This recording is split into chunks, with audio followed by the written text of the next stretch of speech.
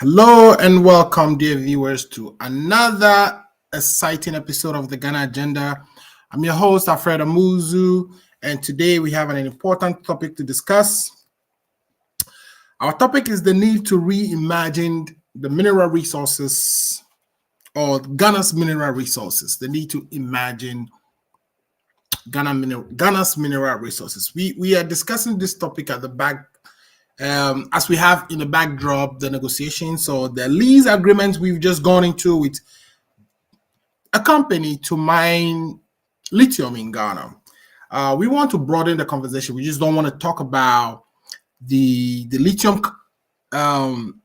lease agreement itself. We want to broaden it to our entire mineral resources and whether it is properly being managed or what we can do to improve its management and ensure that resources from such revenues from such resources are equitably distributed. So Ghana's mining history, particularly, and which I'm sure some of you are familiar with, Ghana's mining history, particularly with gold, is rich and dates back to the 15th century. I think gold was one of the first minerals that we know to have, and we were even actually called Gold Coast initially before independence. During the pre-independence period, the industry thrived, accounting for a significant portion of the world's gold output. However, its share of global mineral production dwindled due to various factors, including global supply and demand fluctuations and the influence of course, the two world wars. Now, after gaining independence, Ghana took control of its mineral resources, but the industry faced challenges like the global market conditions and investor uncertainties hindered growth. The government adopted various policies such as taking over mineral resources or mineral rights from local communities and acquiring majority shares in mining companies.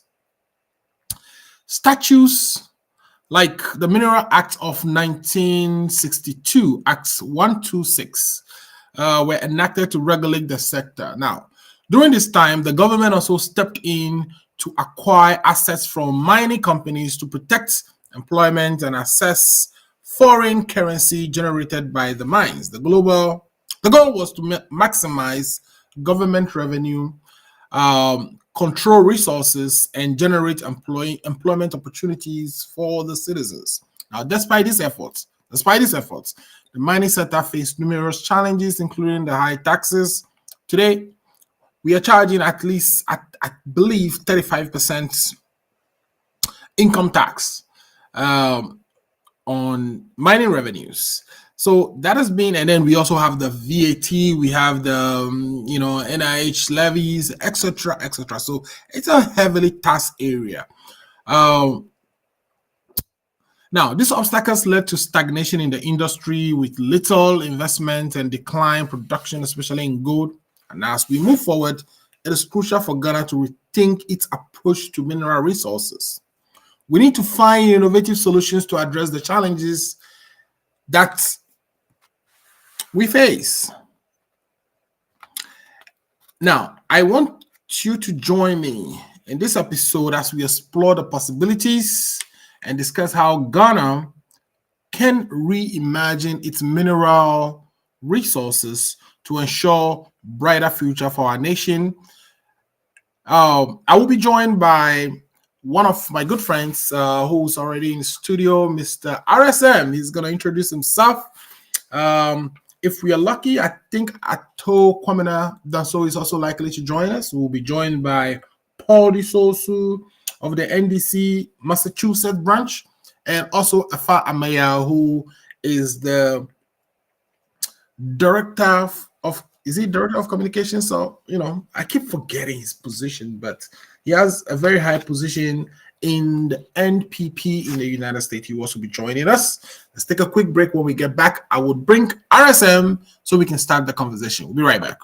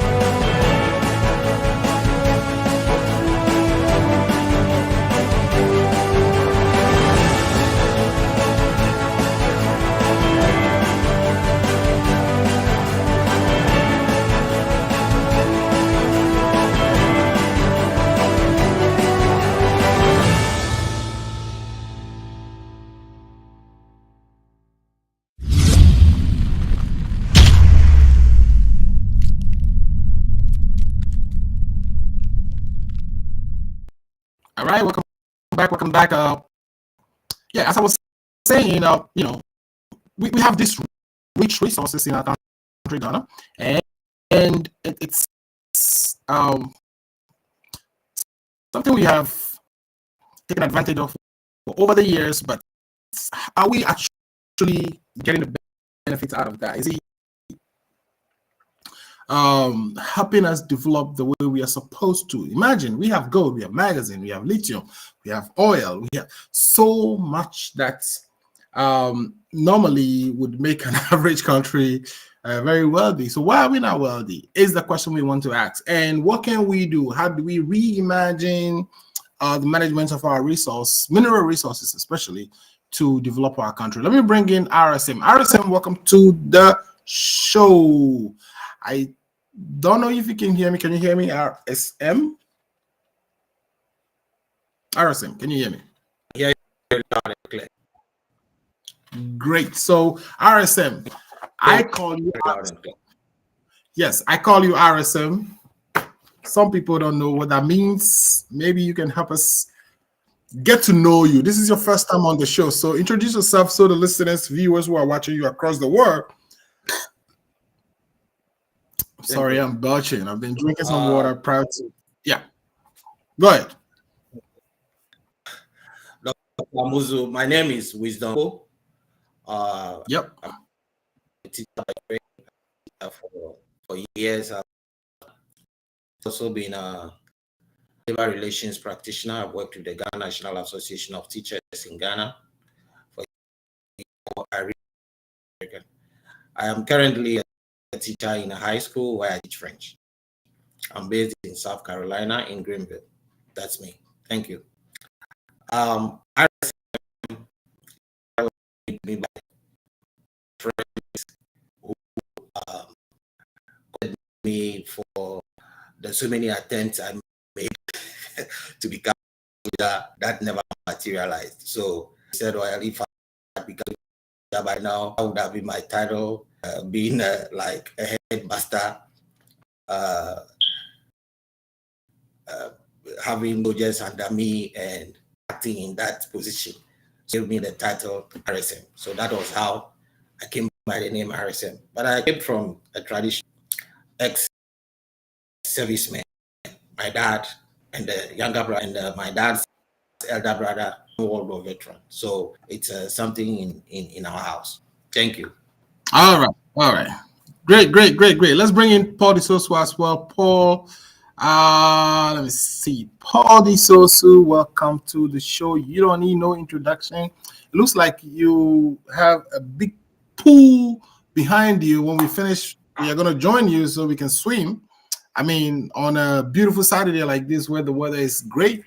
Paul Disosu, welcome to the show. It's been a long time. Thank you very much, Mr. Muzu, and I'm grateful to be here this afternoon. We are here for country and party, and we are here to contribute our knowledge, little knowledge we have, in the further development of our country, Ghana. So I'm grateful to be here. Thank you.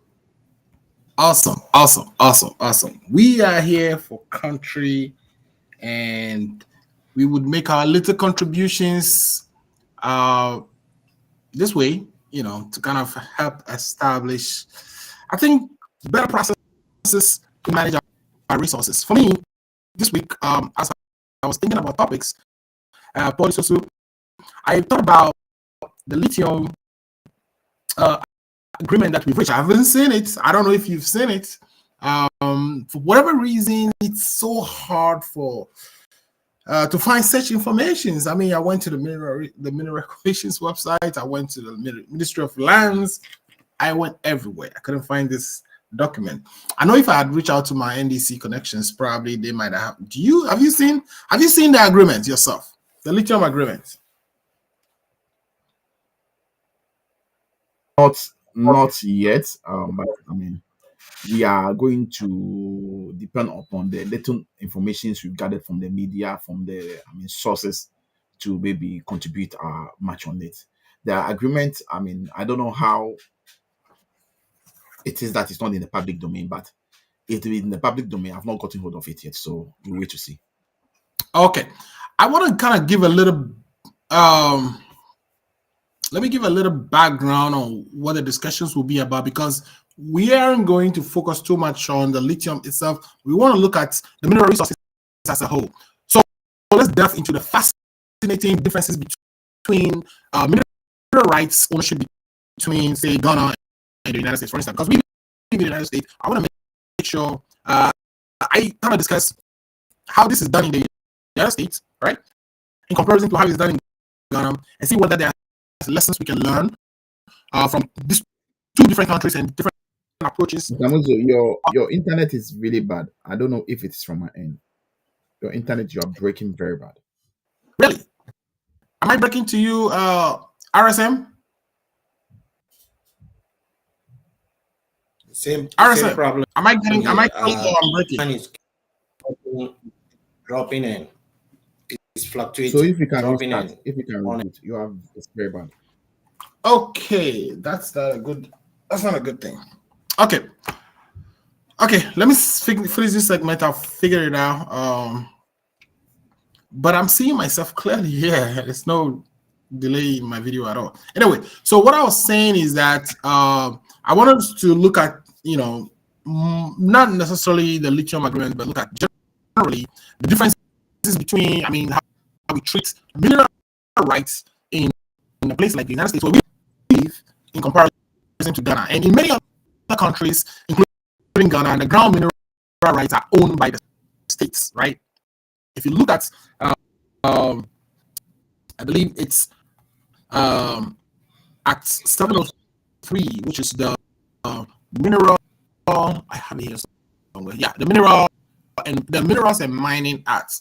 Right on Article 1 of that act, I'm going to read that out, and it says the following. It says, every mineral in its natural states, in, under, or upon land in Ghana, river, streams, watercourses throughout the country, the exclusive economic zone, and an area covered by the territorial sea or continental shelf is the property of the Republic and is vested in the president's interest for the people of Ghana. Now, when I read that, I find that problematic somehow, because I feel like what it means to me is that if you own a property, if you own a land, right, and we happen to find that your land, under your land, exists some important mineral, it doesn't belong to you. Meanwhile, when you look at the common law ad column doctrine, right? The ad column doctrine says if you own a property, you actually own all the way from heaven to hell, like all the way up in the sky, up until and all the way in the bottom of the land, all the pore spaces, subsurface, your land belongs to you. That is the common law doctrine. Now, we also know that pre-independence, all our mineral resources under our land, under the sea, under any river body, were being drilled to benefit the king or the queen of England. Right? That was what was happening. And so once we got independence,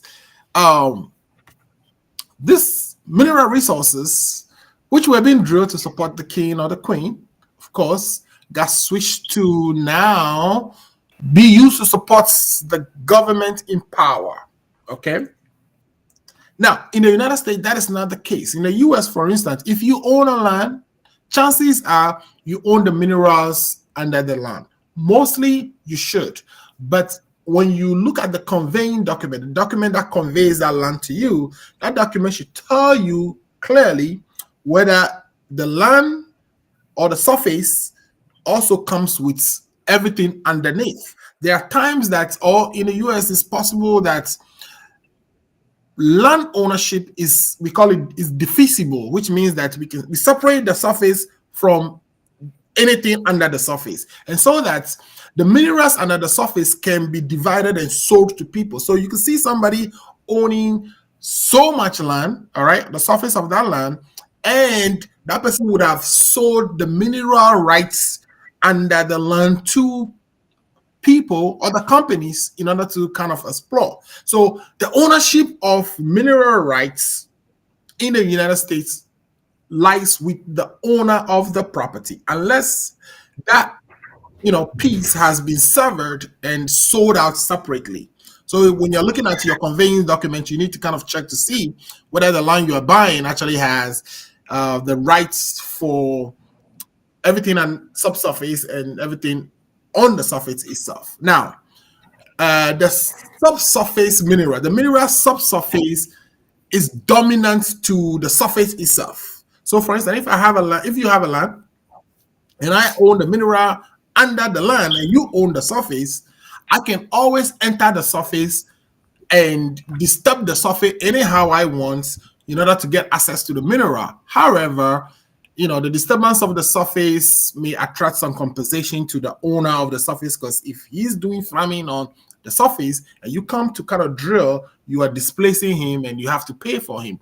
So this particular system I just described that the United States use has its advantages and the disadvantages. Ghana's system is such that if you own a land in Ghana and there happens to be any mineral underneath that land or subsurface that land, that mineral, according to the law I just read to you in the Mineral and Mining Acts section, Article 1 of that says every mineral under the surface belongs to the owner, to the state, to the president. It's vested in the president, and the president, being the fiduciary of the people, would manage that on behalf of the people.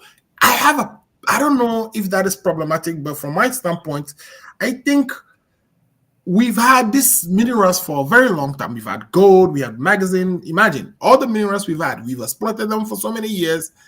Where have we seen the benefits? We shouldn't be a poor country, especially if we have gold for all these years. Now we have oil for all these years. So why are we still poor? Is it, because the government is mismanaging it? And if the government is mismanaging it, what can we do to resolve that? Is the question I'm asking today. So, RSM, I can see you clearly. Yeah. What is your position on this? Do you think, with all the inefficiencies we see in government, that it's about time for us to rethink allocation of our mineral resources, so that if I own a property and there are minerals under it, I have the right to sell that to any company who wants. And what it would do to me is that it would enrich me. Imagine that I am so super rich, because I'm able to sell the minerals and the land that my grandfather left me in Kita, right? Perhaps I can do better with it than the government, because so far we've left it in the government's hand for how many years? 60 something years, and the result is not very encouraging. What do you think? Well, let me start the conversation by comparing Obuasi to Johannesburg and all the big cities in South Africa where they do mining. I can't tell what the laws are with regards to South Africa, but I think most of the minerals mined there, I mean, the profit and whatever comes out of it remains there. Now, coming to us with this law that says you own the land, but any minerals and that the land does not belong to you, belongs to the state, I think it's a cake. It's a cake, and it's a kind of colonial mentality, and we have taken advantage of that from that time to now. But then let us not forget that we have problem of management.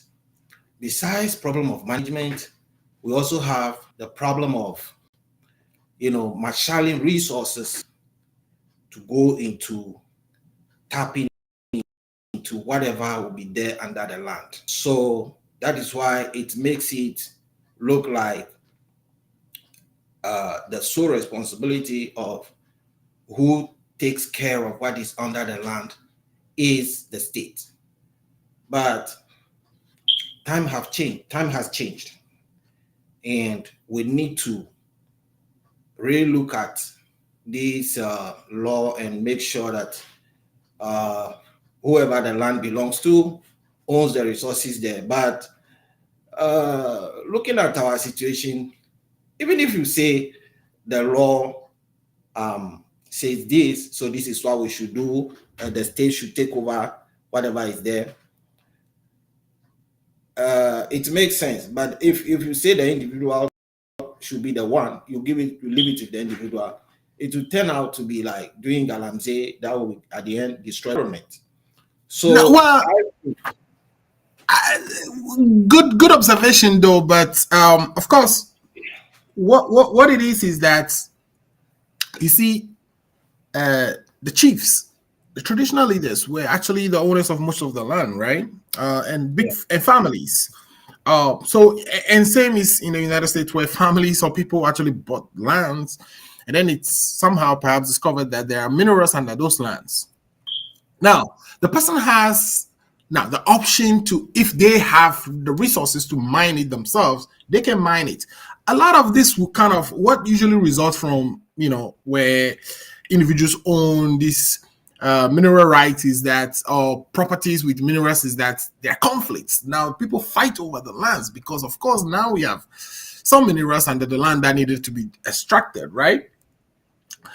But right, every time we look at whether we should give resources to government for efficient management or to people, we see mostly that individuals manage things perhaps a lot better than the government, because it's theirs and they care about it more than a government that comes every 4 years and changes, and everybody comes and wants to enrich themselves quicker, and these resources are put in their hands. So my question is it in our best interest to actually have resources? We kind of came together to vote all our resources to a government, and we've seen that these governments have abused it. They've done things that have, we will say, breach of their duty of loyalty to the people.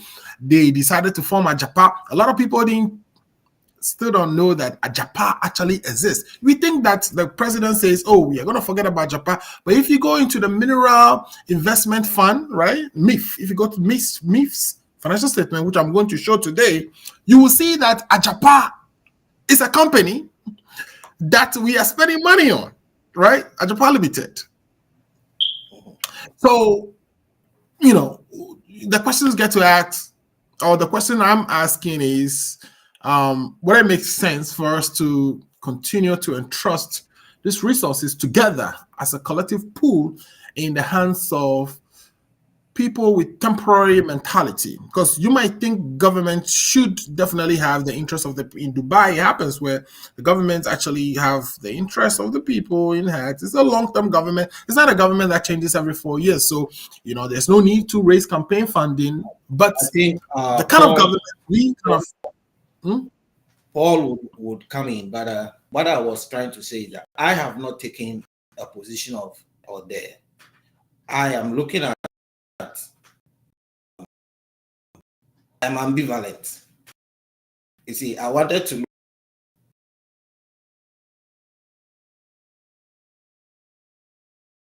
at the state, the corruption, the mentality that is there, the government, but the government machinery is the same. Then the individual's inability to manage those resources and eventually destroying the environment or not using the appropriate technology, lack of capital and stuff. I'm looking at all these two things together. So I have not taken. you're looking at the factors, right? Okay, you're looking at all the angles to ensure that. I mean, even if it's in the hands of the individuals, it's something the individuals can manage. Let me bring Paul in. Paul, are you still with us? Yes, I'm here. Okay, Paul. Yeah. This ensuing discussion so far, what I'm saying is in many countries, including Ghana, that the underground minerals are owned by the states. However, the United States has a unique approach. While the US government manages petroleum and mineral extractions and public lands and private ownership of subsurface mineral is the norm for most of the countries. In the United States, the regulation of private subsurface mineral ownership has evolved over time, right? Starting with the principle of property rights embedded in the common law and extending to specific extraction activities control at the state and local level. So how does this contrast with the approach to mineral rights in Ghana? Well, in the United States, mineral rights can be sold or conveyed separately from the property rights. This means that owning a piece of land doesn't necessarily mean that you also own the rights to the minerals beneath it.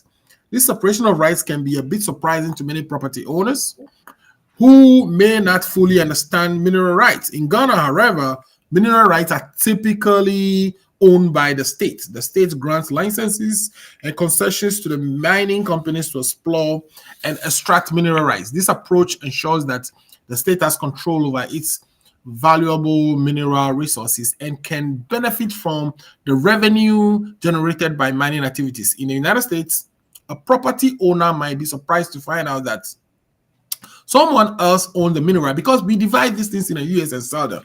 But it's now one. So the question is one model better than the other, right? In other words, is the Ghanaian model better than the United States model? And what can we learn as Ghanaians from the United States? And we are saying, what I've heard RSM say so far is that the answer isn't necessarily straightforward, right? The Ghanaian approach of state ownership has its own advantage, such as ensuring that the nation benefits from its mineral wealth and has control over mineral resources. However, it also comes with challenges related to licensing, regulation, and equitable distribution of the resources. Do you think that the revenues that we generate from these resources are equitably generated? If not, right, what should we do as a country to kind of manage our resources going forward in a better way? Should we empower the individuals? Because the state has been put in control of these things for so long and we don't see any benefits. It doesn't actually belong to the state. It belongs to the individuals. The individuals voted collectively to entrust the state with this thing. Is it about time for us to pull back? Thank you very much. I think RSM has, made his submission, and I totally agree with whatever he's saying. I think the model we have in Ghana is not a bad model, but however, I think there's a lot of, opportunity and room for us to improve upon it. I think getting a minerals or having minerals on a land which the government take ownership in Ghana is the right way to go. Why? Because to be able to extract these minerals, it involves a lot of investment. As much as it involves a lot of investment, we also need a lot of international, expertise who have to come around to, help to be able to get to these minerals. So by so doing, if we don't allow the state to take total control over this issue and we are leave it in the hands of the people, it have a lot of disadvantage to the people. Why am I saying so? Which means only one particular group of people will be enjoying that entity to the benefit or to the detriment of the whole country. Let's take example, the lithium that has been discovered in somewhere in the central region. If we say we are allowing the people in that community to take leadership, to take control, the management, to be able to, I mean, go into an agreement with whoever has come to extract those minerals, do you think they have the technical expertise? And the answer is no. Do you think they have the resources that they can be able to put their, resources on board to be able to meet the investor in maybe halfway? And the question is no. Do you think they even understand the international ramification of contracts, international, diplomacy that comes in play when these contracts are being drawn? And the answer is no. So obviously, the state should have total authority over this time or this kind of contract. However, I think there are a lot of things that we have to do as a country to be able to work and improve on but an existing, mining, agreement and mining, documentation and processes we have in Ghana.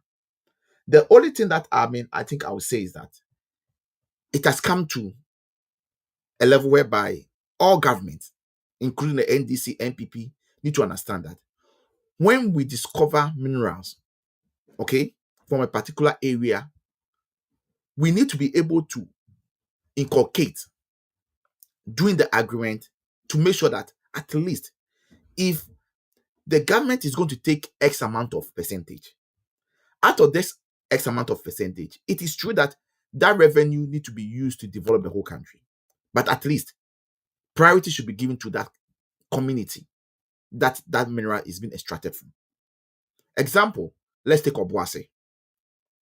We know most of the gold that were extracted from Obuasi has been extracted, taken out of the country, refined it well, sold at a higher price, and we go back to buy it. The question is, when you go to Obuasi, Obuasi does not have any level of development. So this is where my issue comes in. As a country, what I think we should be doing is that if we are finding or extracting mineral from a particular group or an area, what we are supposed to do is that we need to understand and agree that we have to develop that area. At least bring development in the area and make sure that we create more jobs in the area. In the case of the Obuasi example, they extract a lot of gold, but we don't even have a refining.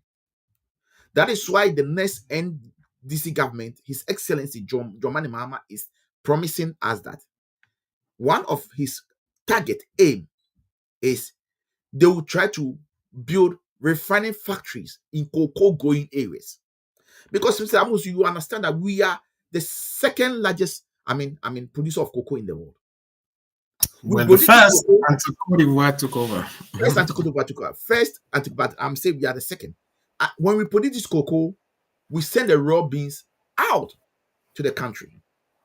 I think the only way we can develop to be able to address our economic challenges is if we as a country can come on the table, have a development plan, which we then have, but this incompetent government refuse to work with.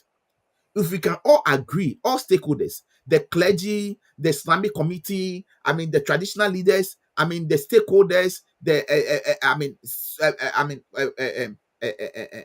entities that have any say in the development of the country, if we can all come together and say, look, moving forward from today, why can't we as a country have the mind that we are going to go and develop or build refining factories in all the areas whereby we extract minerals, gold, cocoa, timber. Let's do that. Let's take example. This lithium that has been discovered in somewhere in the central region. Paul, Yes. that's not like before you go deep into the lithium discovery. Recall that post independence, of course, we had several foreign companies doing almost 30 of them, 30 mines or so or more, mining in Ghana, and then we had the World War, the fluctuations in currency, and a lot of the foreigners were leaving, and of course the mines were getting abandoned. It kind of caused unemployment issues. So the government stepped in and bought. At the point, we actually own 100% of Ashanti Gold. Which I agree. We, the Ghanaian, could not manage it. So I am afraid to disagree with you that we actually building a factory of our own right now is even a route to go. Now, I just want us to have our minerals. Why? If you give a mineral, for instance, imagine the gold in Obuasi, if you give that to the landowners, the owners of the land in Obuasi, I'm sure they will develop their own area. I'm sure if they get the royalties from that, I'm not saying they should go and galamsey it.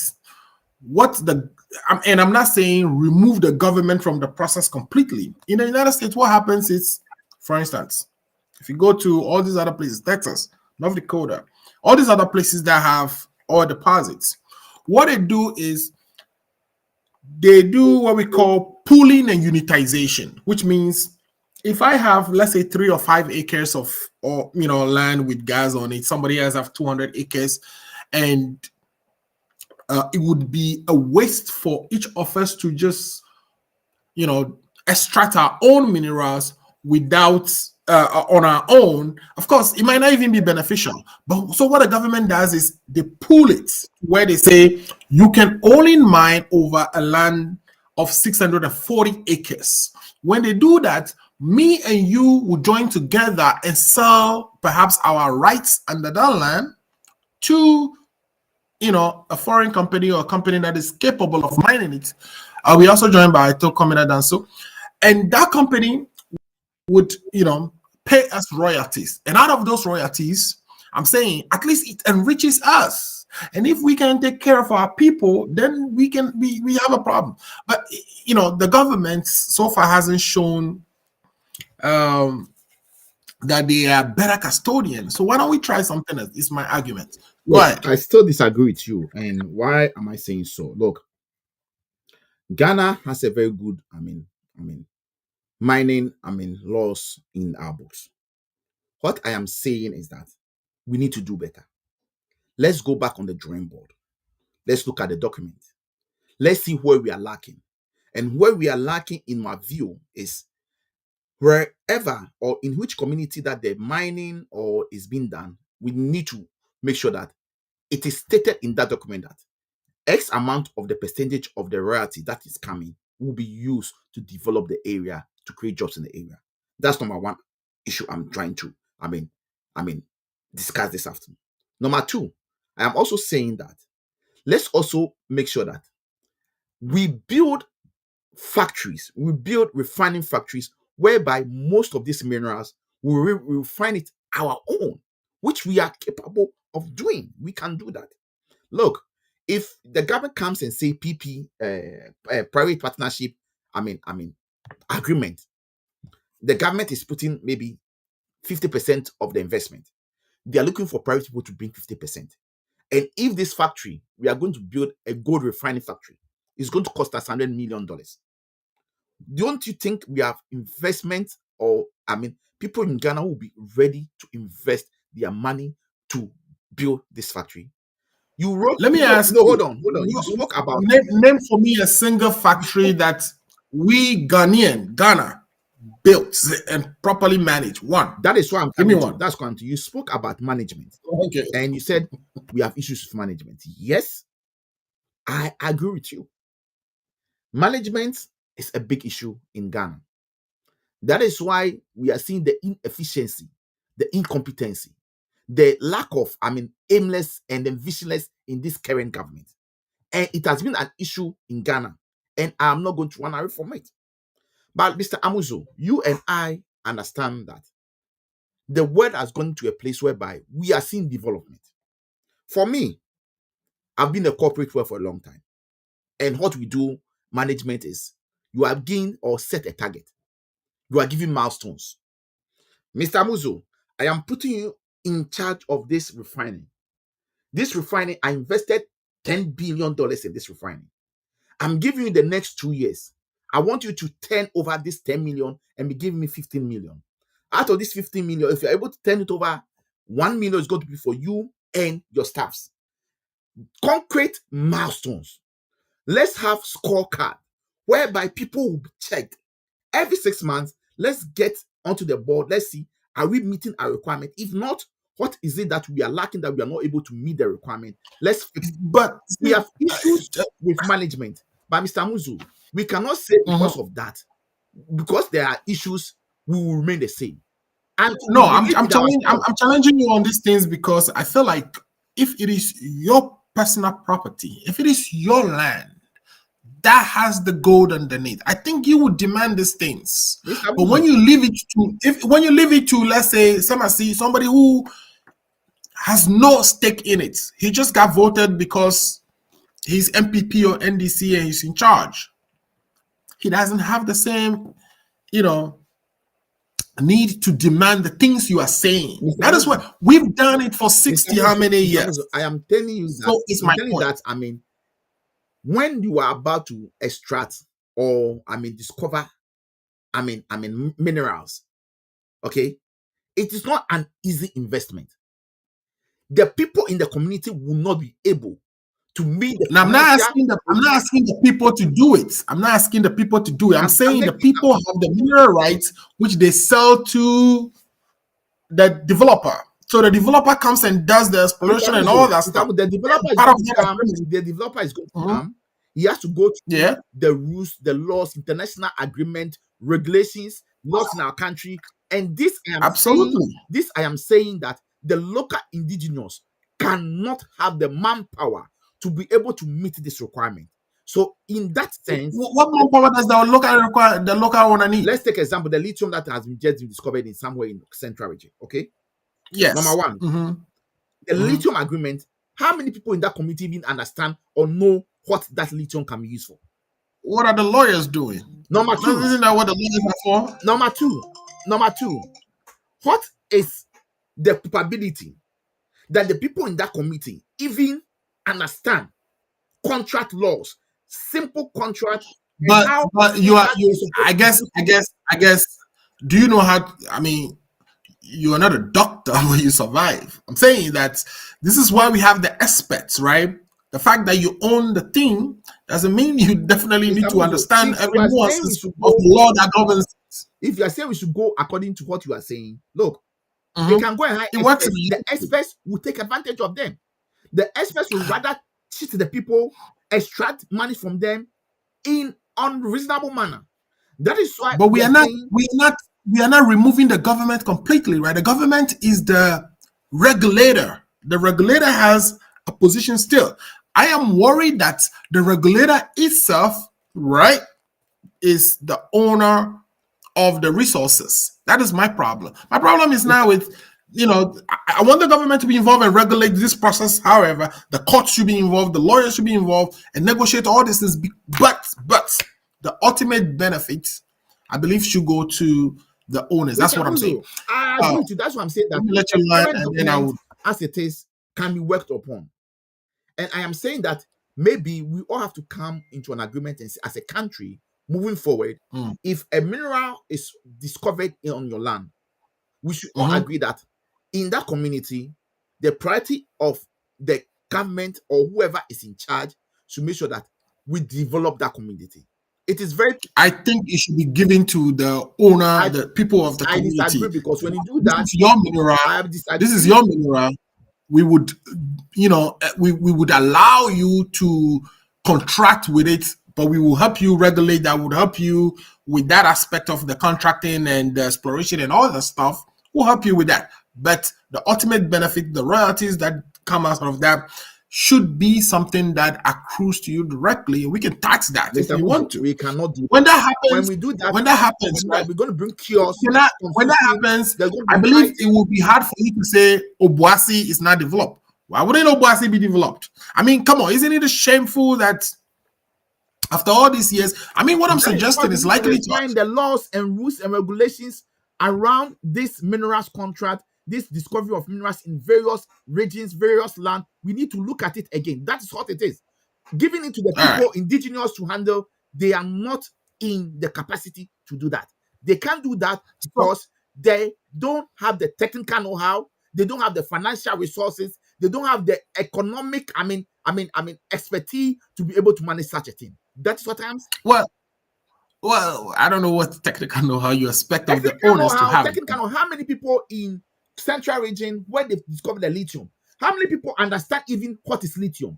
How many people even know what are the technicality in discovering and refining this lithium to its finished product? How many people of them even know what benefit? How many people do you need to know? How many people do you need to know? How many of them even know the health hazard that if they don't do the right, go to the right process to extract this mineral, the health hazard it will even bring to them? This all they don't know. You have to depend. Okay, but Paul, I think you're missing the picture here, right? You're missing the picture. I am not. What I'm saying is, okay, hear me out. I'm not saying the owners of the land should be experts in the mineral subsurface. Most owners are not. In the United States here, most owners who own oil and gas or other minerals under their lands are not experts in those minerals, but they are the owners. The fact that you own the land does not mean you have to be an expert with regards to what is in the pore space and subsurface. The fact that you own the land, what is under the land does not belong to you. It is held in trust by the first gentleman of the land. He holds it in trust for you. That is the law. No. So listen to yourself again, right? You say it is entrusted. Exactly. Doesn't mean it is owned by the gentleman. It's still yours. It's just that as a people, we have collectively decided to have him run it. So I'm advocating for a position where hold on, let me finish. I'm advocating for a position where the United States of America. Is it that you've given birth to the United States of America? Your children, you gave birth to them, but your children are the property of the United States government. Do you understand it? No, those two things are not similar. Let me bring in my brother too, so he can help us here. Mr. Akakpo, are you there still? I'm here. Wisdom. I'm here. Yeah. So wisdom. We had a show for some reason, but he couldn't. I don't know, for some reason he dropped off. Yeah. So can you hear me? Yeah, I can hear you, sir. RSM. So RSM, what I'm saying, I don't know if you guys are following, my train of thought here, but look, you can only do something for so long before you can see whether it's going the right way or it's not going the right way. We've done this for so many years. Like, we have our mineral resources being managed by the government, and even the places that these minerals have been discovered. Like, Obuasi has been mining gold before independence, and you go to Obuasi today, common water to drink is a problem. Like, basics, right? So why don't we give this into the people? The people are the ones who need the water to drink. They are the ones who need the roads. So, I mean, currently, I could tell you the lithium that we discovered, if you look at, I haven't seen an agreement, but I've seen all kinds of commentary on it, including some of the things that the minister himself said. They are allocating 1% of the revenue generated from that to the development of the community. Okay, I don't know how much that would entail, but the point is that we take the communities for granted. We take for granted the real owners of the mineral, just because Somehow we entrust the minerals to the president, doesn't make the president the owner.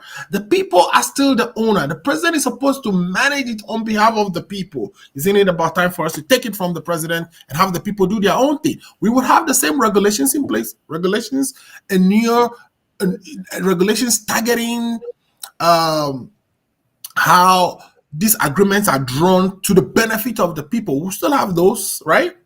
We will still have the geological services, the geologists doing the explorations to kind of understand what we have, the contents, whether it's profitable, beneficial to actually extract or not to extract. All those will still be going on.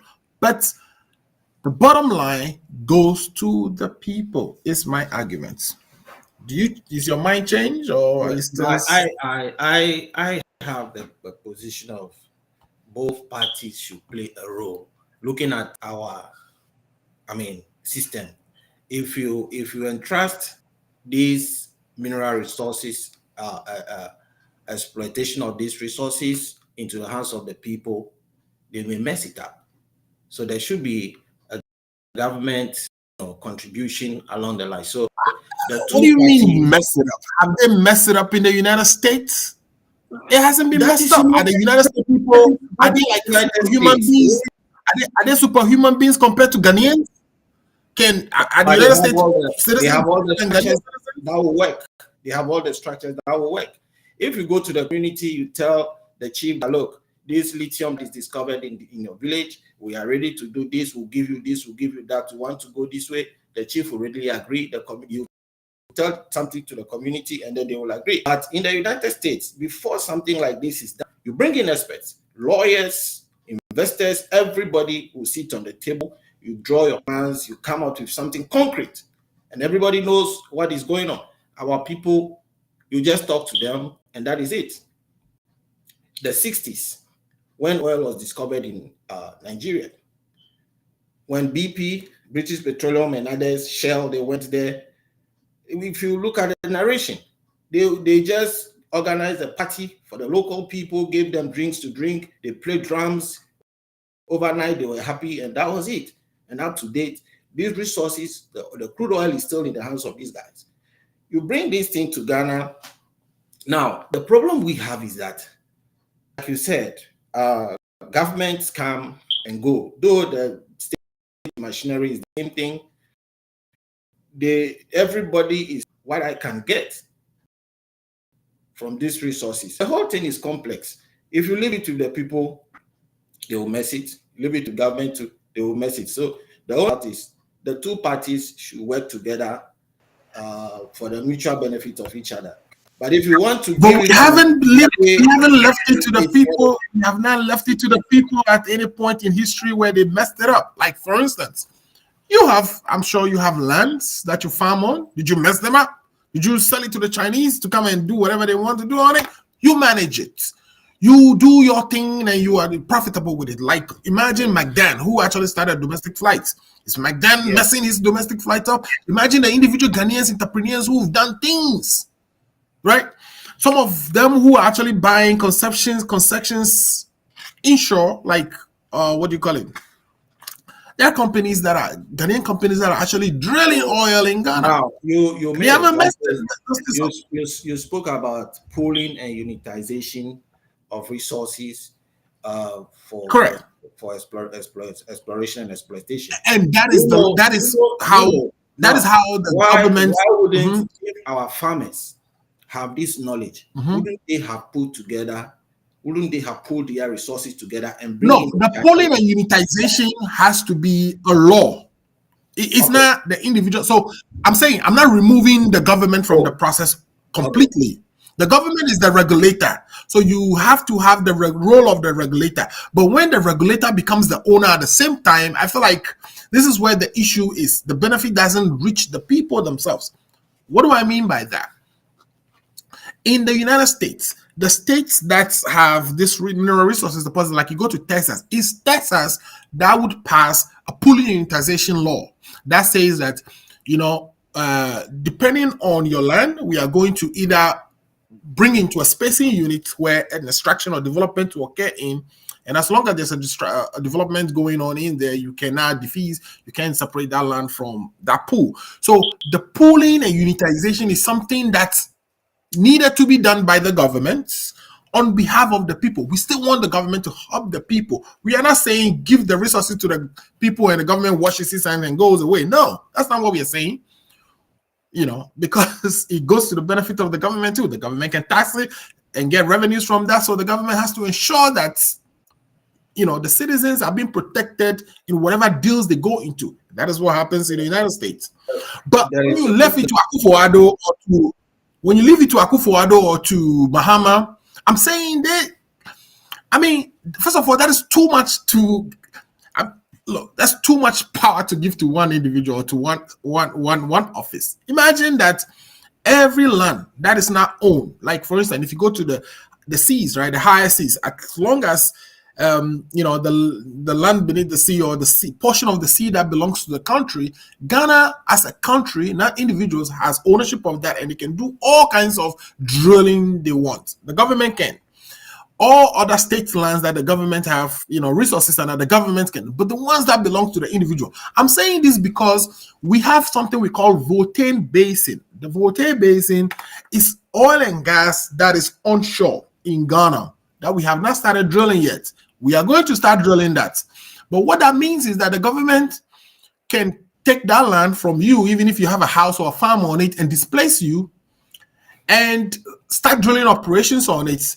It's up to the Minister of Lands and Energy, Minister of Lands, to tell you whether what they pay you is adequate or not. You don't even involve the High Court. You can only. So I'm saying that that's too much power to actually relinquish to the government, and the government has shown to be very abusive of that power. They haven't been good stewards of it. We haven't seen any developments coming from the use of those resources. Most of our mineral resources are in the Western region.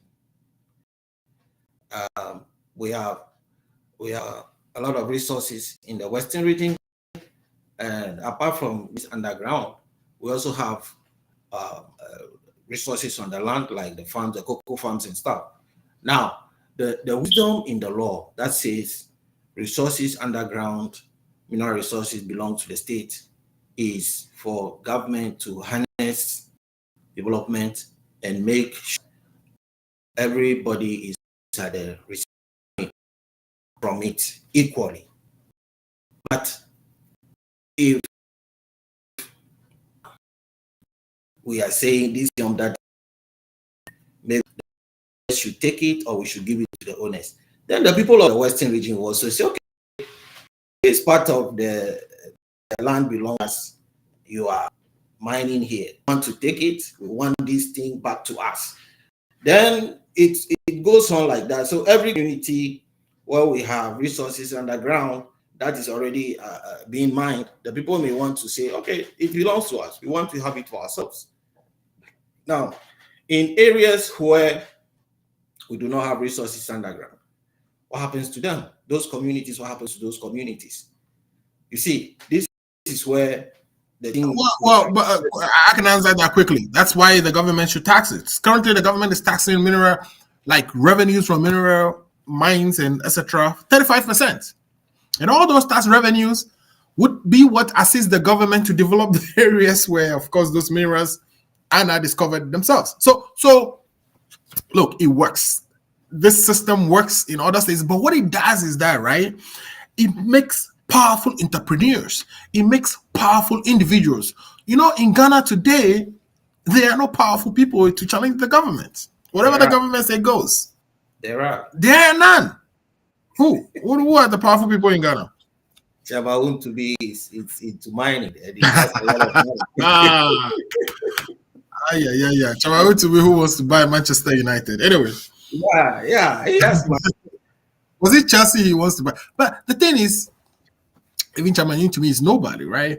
The government become too powerful. This is so much power that we are giving to the government. Let me bring in, wrap up your thoughts on that, and then I'll bring in, maybe we'll take a quick break. When we come in, I want to bring in more. And my position is always ambivalent with regards to these mineral resources. The government has a role to play, the individuals to have a role to play. But then we shouldn't rely on the colonial law that says resources underground belong to the queen. We should change that.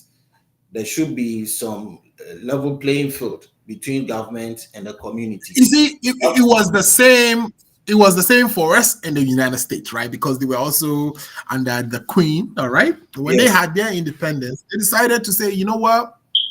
We are going to, because look, you care about your needs in your communities and your families than some government from somewhere. I swear to God, that has been that is what we've seen so far. So far, our government haven't used our resources to benefit us in any way, and that is why I think it's about time to change it.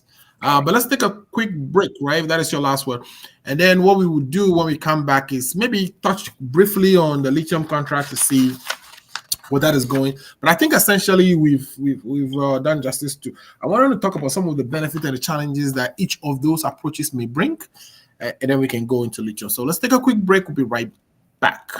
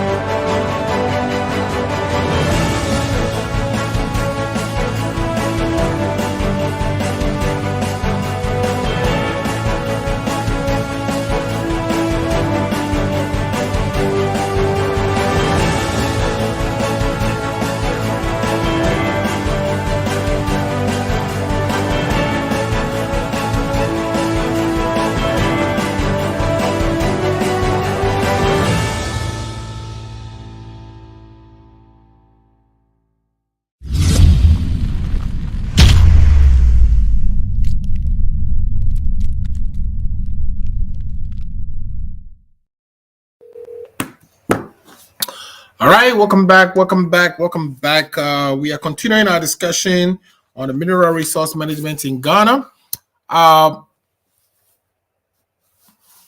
So in this segment, though, we would explore the potential solutions and best practices to maximize the benefits and mitigate the challenges associated with the mineral management in our country. Some of the challenges that I have listed here are one, transparency of governance and regulations. What do I mean by transparency and governance and regulations? So Paul, I don't know if you heard what I just said, but I wanted us to talk about, some benefits and challenges. And one of the challenges I find with the current system we have in Ghana is transparency. Well, have you seen the lithium agreement so far? That's what I'm saying. That I've not gotten the benefit to read the entire agreement. I've seen the synopsis of it, and for me, as a party, we think the government can do better with this agreement because history have proven that since for the time of independence, we've always engaged in contracts that at the end of it, the benefit that inures into our interest is always low, and at the end of it, that the argument that the leaders will make is that whoever is bringing his money to extract into the business, bring a lot of investment, the extraction, the discovery, and then finally the production is a huge cost. That is why end up we getting a lower percentage.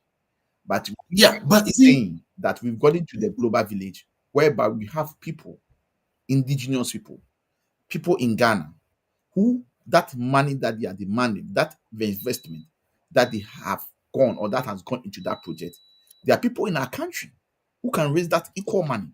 So why can't we give that first priority to those people? And but you see, I think we are worried about. If you are worried about that, in my view, we'll be worried about the wrong things, because here's the thing: whoever brings money into Ghana, all the investments they make, we make sure they capitalize it and depreciate it over the life of the investment. So really, it's open season for who wants to make money. Mm-hmm. This is capitalist work. If you want to make money, you come and invest your money in Ghana, and you are able to capitalize those investments and kind of depreciate them. Secondly, all the equipment you bring to Ghana for mining, we give it to you tax free. Those are where You know, I'm we coming don't, to. Those are where I'm coming to. So what is stopping you know, the government? so we provide enough incentive for Valley. people to come and help kind of drill in our country, right? Yes. So I'm saying that to the extent that we go into a room to negotiate, right, mineral royalty resources and 100% resources that we own, royalties that we own prior to the negotiation, and come out with 10% and hand 90% to the companies. It's ridiculous. To me, it's ridiculous. Yeah. That is what I'm And saying. so I feel like if we give it to the individual and the individual is the one who negotiated and got 10%, that's on them, right? Perhaps they might negotiate better. What would you negotiate as a person if you were the mineral owner? That is what you know? I'm saying, that it has come to a time whereby the government of Ghana has to give advantage, opportunity to the indigenous Ghanaian, business entities, business companies, business, moguls in the country to take advantage of this, because now even that I disagree with, because the point is it's an open market. The Ghanaian indigenous company should compete, right? We can say we've already where you are contradicting yourself. This is where you are contradicting yourself. Yes, it is an open market, so they should open it. Whoever get the highest bidder to invest. Now the question is, absolutely, the guy from Australia. After, let me make this statement before I come. The guy from Australia, okay, bringing his money in investment, he's going to get tax-free of the equipment that he's going to import into the country. Same as the Ghanaian guy. Same as the Ghanaian guy. But in the instance of the Ghanaian gentleman, the Ghanaian guy, the money remain in the country. But with this Australian guy, the money will be going out of the country. So what I'm saying is that, right? What I'm saying is that, right? This is a competition that is open, right? You take into awarding or providing those licenses, all these factors, right? As part of the competition, your evaluation should have all these factors in there, so that it's not because you are Ghanaian, so we are setting aside a whole mineral industry for you, whether you have the capability or not. And if you really look at our laws, really, we've actually set aside small mining, small scale mining to locals, right? That's what we've done in our laws. Yes. Small mining to our locals. But the big, business mining has been open for competition. So I guess you are suggesting that we have to set that aside too. We can't. We have to open that up so that other, investments can come into our country to help us actually mine these resources. My only concern is, instead of having the president being the custodian, all right, of our resources, it should be given to the people. Alfred. All right. The presidency and the government should help as regulators, who would help the people with better contracts with whoever international company is coming to drill. That has been my my argument so far. Once again, this is all bordered on understanding what is the interest of the common Ghanaian. And I am saying the laws as we have it today does not seek the interest of the common Ghanaian.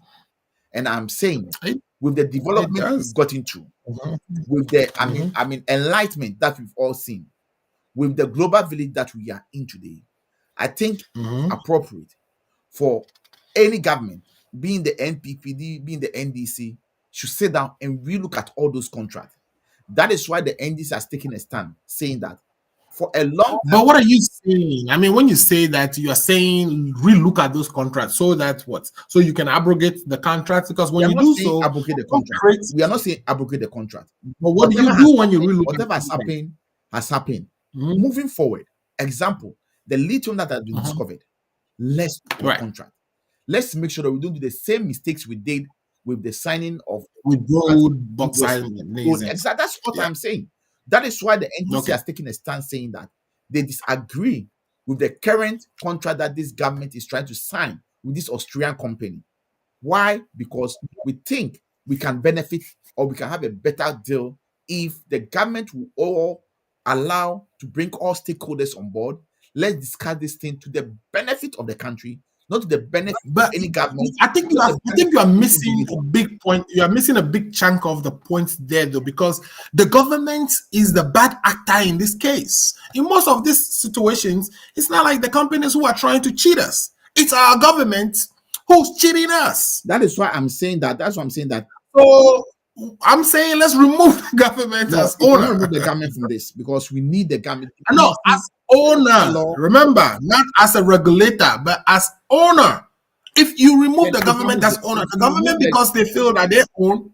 If you remove the government as owner and you allow the Mhm. people who or the To community own, to own it, with the government's regulation to assist them draw the it's contracts. going to come with 8 problems, which we are not ready to face. So for me, What do you mean we are not ready? because What do you mean we are not ready? let me tell you, do you know the fight that will happen? Okay, among the indigenous, if they allow them to hold that. Do you know the security implication it will pose to the country as a whole? Do you know? Hold on. Do you know the health hazard that if we allow this thing to happen, you have to consider all these things. Environmental impact that these things will do to the country. Who is responsible for managing security in Ghana? Is the government. Perfect. Who's responsible for managing health concerns in Ghana? Is the government. So let the government do its job. We cannot say because the government is failing to do its job to manage security, that's properties that belong. Imagine we are saying that all the houses in Ghana should be owned by the president because individuals can manage their houses properly. It is not houses we are talking about. We are talking about minerals. It is. It is not houses we're talking about, but it's mostly property, right? Apples, which is wrong. Mr. Muzu, I'm telling you that if we allow what you are proposing to happen, we are going to involve in security difficulties. The individuals among themselves will be fighting among themselves. So the government will do what? The government does what? Take care of security. So you want to create security implication on the country so that the government can go into it? We don't even allow that. I mean, I'm saying we have police, we have military, so government has the policing power. It is the government's job to ensure that there is peace and tranquility in the country using the apparatus. We pay taxes so the government to maintain the peace. You know what is happening in Nigeria Delta? Where they extract the oil. And this is even owned by still the Nigerian government. It's not owned by individual private but you know companies. what is happening over there? Well, it's up to the Nigerian government to ensure they deal with that, right? So do you want us to get to that level? So I'm saying, no, I guess, I don't know if you're understanding what I'm saying. You are not understanding it. I am telling you that your case is that you want the indigenous to be the owners of the minerals on the land. And I am which they are already, they are the owners. They are, but it's in the trust. Government is holding in trust for them. That's the case. And the government has proven to be what? What has the government proven to be? The government has not proven to be anything. The government is still. The government has proven to be an unworthy trustee. The government has proven to be a mismanager. That is your perspective. The government has proven to be. That is your perspective. It is not the government. We are part of the government. All of us have to take the blame. I am saying that it is the deal and the contract, the terms and reference in the contract that need to look at. That is all what it is. Who's negotiating the terms and the contract? Is it the individuals or the government? The government does most of them with the collaboration with the individuals. But I am saying that which individual? You as a landowner, you have no say in the minerals under your land. The time has come for all stakeholders to be brought on board. Let's relook at our contract we sign when we get these minerals from the ground. Let's look at the contract and refine the contract. That's all we need to do. And we get an honest and transparent government like the ND's government. We are ready to do that. And number two, I'm saying that one of the issue is that when even we do these things, the next thing that the government should consider is that we should try and build refineries in those areas and refine these minerals before we send them out. That's all I'm saying. You are saying these things as though the government has successfully built anything that worked. It has not. So Look, the government has not built anything that its ways. Because of that, so then why Mr. are we Muslim, recommending that you the have to government should believe- build you refinery? have to Like, believe what is in that going to do? yourself. We have to believe in ourselves. And I am saying that Give we it have to us, the individuals. management The individuals build things that we have work. to put So let me ask you, contract in in Ghana, place. let me ask you, even in Nigeria, let me give you an example of Nigeria, right? Delta State. Do you know what is happening in Delta State in Nigeria now? Let me also tell you something that is happening in Nigeria. Dangote is the one who built the refinery, an individual, and it's working. You know, it's not the government of Nigeria who built that. I'm not saying It's the an individual. government of Ghana So I'm saying the refining. The government of you are Ghana saying so. can support and allow. That's why I said the private-public partnership, PPP. Okay, so you want private people to build Private refineries, but you don't want private people to own the resources. So the resource partnership. That is all what we need to look at and make sure that we build factories to refine these minerals before they are taken out of the country. Yeah, obviously you're a big government guy, but I don't have any reason to believe that the government is any better managing our resources than the people who actually have interest in the resources. Maybe I'm thinking of a small government approach to this thing.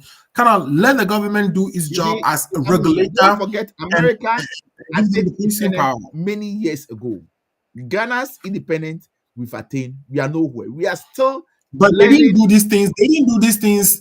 America didn't do these things when they become 100-year-old. They had already started thinking about this. America didn't do this thing when they were 57 or 58 years old. They did this thing when they were 2 years old. No, when they got independent. That is not when true. they got independent, they started developing. Mr. Musu, they started developing. And as they go and they develop. Look, no, the Almighty America, even they are looking at their democracy as we speak. Paul, come back to what we are talking about. I'm saying in America, when independence happened in America, they shifted, those resources, majority of, to the owners, who are the people, not the states, because they already had a distrust in, sort of a federal government anyway to be managing this thing, because they didn't have a federal government before. If you realize, they were individual states, and then they decided as individual states to come together in a union. In that union, they distrusted, a powerful federal government. So they wouldn't even give this type of things to the powerful. We kind of just took this whole British template and implemented it as though we were still under slavery. That is why it is happening that even resources that we own as people, let's say my father, right, owned this land, or the family owned the land for years. Mr. Musu. But we are saying that whatever is underneath that land, as we have it doesn't belong to us. And it's kind of crazy. The laws as we have it today says the government holds those minerals in trust for the people. And it is a law. Yes. And it's been changed. There is nothing you and I can talk that it. Yeah, so I'm advocating for it to be changed. That's what I'm advocating will not reach anywhere, because it is not going to be in the interest of the government of Ghana. But who are you to be kind of drawing that conclusion? Come on. Of Ghana. Not going to be in the interest of our. I mean, we are all sharing our opinions, but you can't. We are sharing our opinions, but you can't say whether my advocacy will go forward anywhere. That's what I'm saying. I'm saying that. I mean, stay with your. Now stay with my position, and we'll see how it kind of unravels, right? For me, I think including on advocacy for the laws to be changed.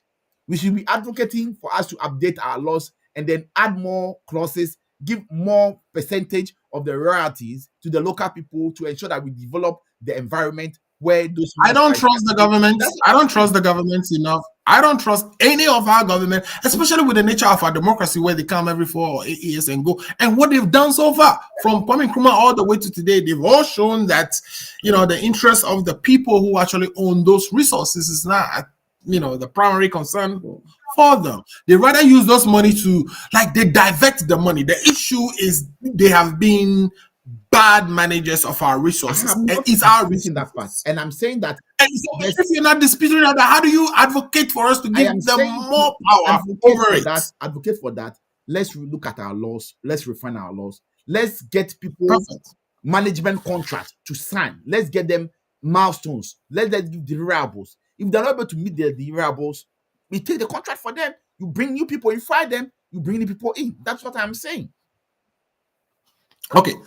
Mr. Kakbo, are you there? Why is Stefan not here today, by the way? Yes, I'm here. I've tried to get him a couple of times, but I couldn't get him. Well, he was promised he was going to be here, but that is the MPP, right? So yeah, Mr. Kakbo. Look, I think you know my position again. I mean, I'm here arguing with two people I do. I'm always in the middle. I'm saying that we cannot. You're ambivalent. Yeah, ambivalent. We cannot cede all that power in the hands of the individual. There will be chaos. What power? What power? Ownership is all we are talking about. Owning everything outright. No, owning what? So this is what I'm saying. Owning what is above and below your land. That's all I'm saying.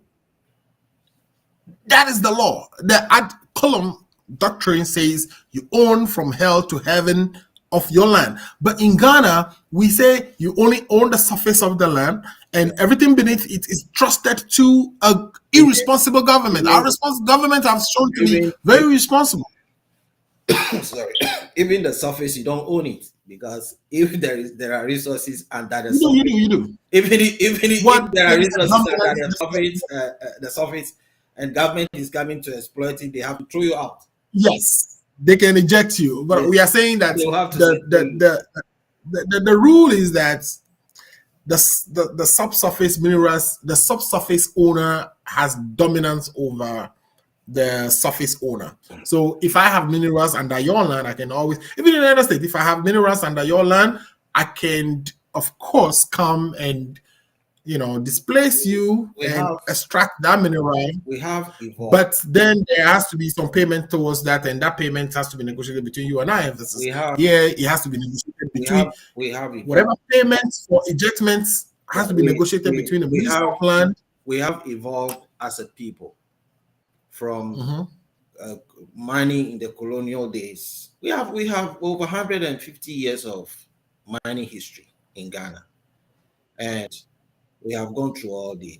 At this point, we shouldn't be here talking about who owns what is underground and above the ground. We should have been where you think we should be, but I am looking at it from our own perspective. Our laws are not well grounded. We lack those resources to put things together. Even the Obuasi mines, Anglo Gold, Ashanti mines, or whatever. The name keeps changing every day. It has been sold. So it's like we are not capable of managing anything. But you see, there is a game. There is a game. But when you say we are not capable of managing anything, who are you talking about? I'm talking about us as a people. It's like no. Let me explain to you. You should be talking about. Hold on. You should be talking about the government. Look, I have my father-in-law. My father-in-law, you know him very well, right? He owned a medical laboratory. Was he a better manager of his medical laboratory or not? Could you say we are not better managers of things? That's the first medical lab. All these people, the first medical lab in Aftown. So I'm saying that individuals, because look, you own the thing, you are concerned about it. Now it impacts you more than it impacts let me explain to you the dilemma of the African, the challenges we face. You remember Kenneth Kaunda. You remember Mopani Mines. Mopani Mines was bought by retirees in a village in Switzerland. They bought the Zambia copper mines. And how did they buy it? Suddenly, when they didn't want Kaunda to be president of Zambia, they colluded with stock exchanges. The price of copper went down. Everything went down for in series of months, the prices of copper keeps dwindling, and Kaunda needed money to restock the mines, buy new machinery and all that. Nobody was willing to help because the price of copper on the world market was going down. Suddenly, and then they were also chasing him out of power. So he left, and the short man came. Like, but I mean, this story you are telling, we don't know the facts. Let me explain to you. You don't know the facts. I mean, what you're saying is at a pittance. At a pittance. Now, most of the people who bought Mopani mines, they are dead and gone. And when they made profit and they shared the profit, they had a community meeting in Switzerland in a small village. They were shocked. The money they had, they couldn't spend the money. They were retired. But let me ask you a simple question. In what country was that? Was it Zimbabwe? You were talking about Zambia? Zambia. Zambia. Okay, was Zambia, who owns those? Was the resources now entrusted to the government? It was owned by the state, and so they have to sell the mines out. So even if you think you are giving it to the people, they will find a way of creating a situation of you not making profit, and even when you are making profit, you still have to bring. I mean, the government is making taxes. So if you give it to the people and they are mining, and the government is making its tax revenue from that, why is the government's beef? The only thing I'm arguing for right now is that 10% royalty that is additionally, the government already charges 35%, right? Income tax on revenues generated by these companies anyway. So the government will keep its 35% still. If they want, they can make it 37. They can make it 40. As far as I'm concerned. But that 10% royalty that goes to the government is actually something that should go directly to the people. Well, it's not only because we haven't only the 10%. There is also, according to the minister, a 13% free carried for the state. You know what that means, right? It's BS. The carry participation interest, right? It's just that they're giving you some little ownership and that ownership, you know how companies work, right? If the company hasn't declared dividends, governments don't get paid that 13%. But no, but this one is non-negotiable.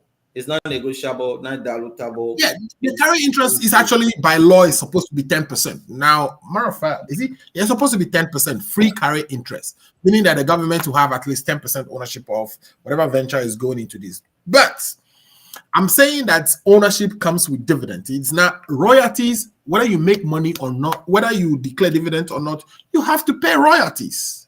So it's a guaranteed cash flow. Whether you declare dividend or not, you are not waiting on the company. Like, for instance, if Bovia or whatever, African, whatever lithium, that company that is doing the lithium agreement with us, if they don't declare dividend, we will still get the royalty. The government will still give the royalty. That's why royalty is important. It's a guaranteed cash flow to the government. But you see, it shouldn't be going to the government. It should be going to the people. That is my and government is there negotiating 10%. Look, in the United States here, individuals, depending on the power, if I have a lot of concessions, if I have a lot of land coverage, and adjacent to my land, there has been discovery of some resources and they've successfully drilled it, chances are my land also have those resources. And if I have a whole bunch of land and they are together, I'm in a better negotiation position to call for better revenue, better royalties for myself. And when I do so, it benefits me. If I am rich, my people are rich. I would help my cousins, send them to school, build things in my neighborhood and all that stuff. That's what they've been. Let me ask you a question. Between okay, the three of us are just from the Southern Volta, I presume. Between Keta, Aflau, and who mention any three lawyers' offices that you know, even one. Between the law offices. Yeah, any lawyer that you know, prominent lawyer or any practicing lawyer between who Aflau and Keta. No, I mean when you do that, what you're doing is you're minimizing the potentials of or No, our ability to do things, right? Okay, we are not. today we have a court. You when you were growing in Aflao also, right? You know we have a court in Aflao, right? I do. Okay, The of court course, was there are it was lawyers, the recent. judges. There's a whole judge that is stationed in Aflao that kind of manages The that court court, was recent. and they It run it. used to be at Was it Tokomba. was it was a high court, huh? It used to be at Tokomba. It was recently established in No, Aflao. not even at Tokon. It was at Aflao State. When before you once you pass Aflao, you're going to Togbu Fiti's place. You So pass I know the Aflao a place. little bit. Yeah. After the bank, the commercial bank, there's a court there. That court was established somewhere in the middle 90s. So it was recent. Even 80s. I'm telling you, because as a kid, I used to go there. No, it No, was but here's the thing. in the 90s. And Trust me. the only I think lawyer it's in town 80s. at the time was I lawyer think it's Paul. 80s, right? I think it's 80s because for me, that was one of the reasons I fell in love with law. Because as a kid, I used to go and sit in that courtroom and listen to lawyers argue. And I find the stories fascinating. I even recruited my friends. We all go, we all go to the court together Oh, and I go see. listen. And we come back and be arguing that I put it too. That is how I became very interested in that. But my thing is this, that I don't even care about that, right? We are developing. If you go to Aflao today, where I come from today, I think it's developing so fast. So fast is above what I can even conceive. I never thought, that place would develop that fast, but it is. So the fact that, how many lawyers are there is not even a question. I mean, there should be a whole bunch. If they're in soon enough, there would be a whole bunch. It doesn't matter. My point is that we may not know today that we have a very valuable resource under our land, but tomorrow it becomes apparent, right? Like I was saying, there is the Votain Basin. Matter of fact, my understanding is we have a whole bunch of gas in that area anyway, oil and gas. We haven't kind of exploited those things there. But if it is something that we own, that we as people can extract, me and you, we can form a company today. We can go look for somebody who wants to exploit that. We can sell the resources, the mineral rights to those people, with the government helping us do that negotiation, right? And having it properly. But it's in the hands of the government. So the government doesn't care coming to Kita to exploit anything unless they choose to. If me at Kita, who is so interested in exploiting my resources, want to do anything about it today, I cannot, because it doesn't belong to me. That is the disadvantage of giving this type of things to the government. Afo, Paul, over to you. Mr. Amuzu, I just don't understand your point of argument. Your point of argument is that for all these years, we failed the indigenous whose land we get this from. Big time. And Big time. we should give them the right to negotiate. And like I'm saying, if you have a resource under your land right now, you can't do nothing about it. And I'm also saying, right? You're waiting for the government to make a decision whether they will come and do something about it. And what if they don't come? Then you have that thing sitting there and rotting. I'm also saying that the economic impact, the financial impact, the technical know-how impact, the health impact, okay, and other impact, the indigenous cannot manage it. That's government's responsibility. We have a whole Ministry of Environmental Protection, Agency of Environmental Protection, that worries about the environmental impact. So all we need really, we have all these regulations before you do anything like the small scale. Let me give you a practical so listen to this, right? The small scale mining people, before they go into any type of mining, they have to go get all these certificates and they get all these inspections so that they are not polluting the environment. Of course, we know how that is being abused, but I'm saying that, right? Ownership comes to the people, and let the government do their regulatory work, their inspection work, their licensing work. That you are going to cause chaos if you do that. I am saying that because if you allow, let's say, for example, in Aflao, we discovered oil in large quantity, a certain part of Aflao. Okay, correct. And you allow this thing to be in the hands of the indigenous, you are going to create confusion among the indigenous. What do you mean? I don't know if you understand. What do you mean by one client want to take control over the resources, the other clients will say, no, we also have a share in it. And that will lead to security, national security disaster. Okay, I guess I need to explain this part. What do you mean by if indigenous take control over it? I'm just saying they are owners. Nobody has disputed the government. They are owners, Huh? but the government is holding those minerals in trust for these owners. So remove the. So I'm saying let's remove it from trust. We don't need the government to have any trust because the government has been an abusive trustee. Fine, you can say the that. Government has been an abusive trustee. But if something's not working, what do? You fix it. In the United States of America, that you and I have been for a long time, if something is not working, yes, they fix it. So why they have given the owners, the US has given mineral rights to the owners of the land. You are not you are not allowing me to speak.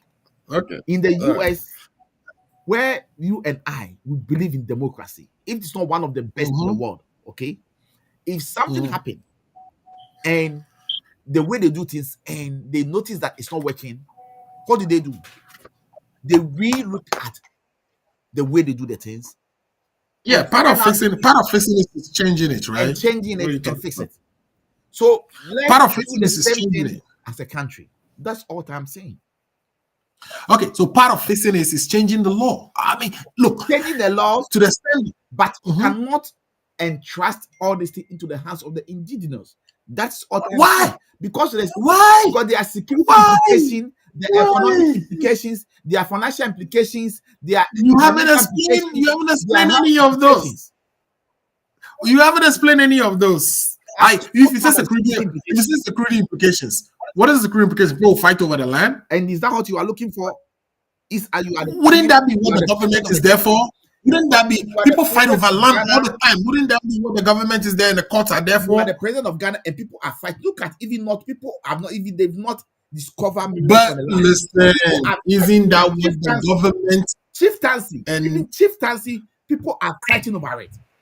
How much more minerals on the land?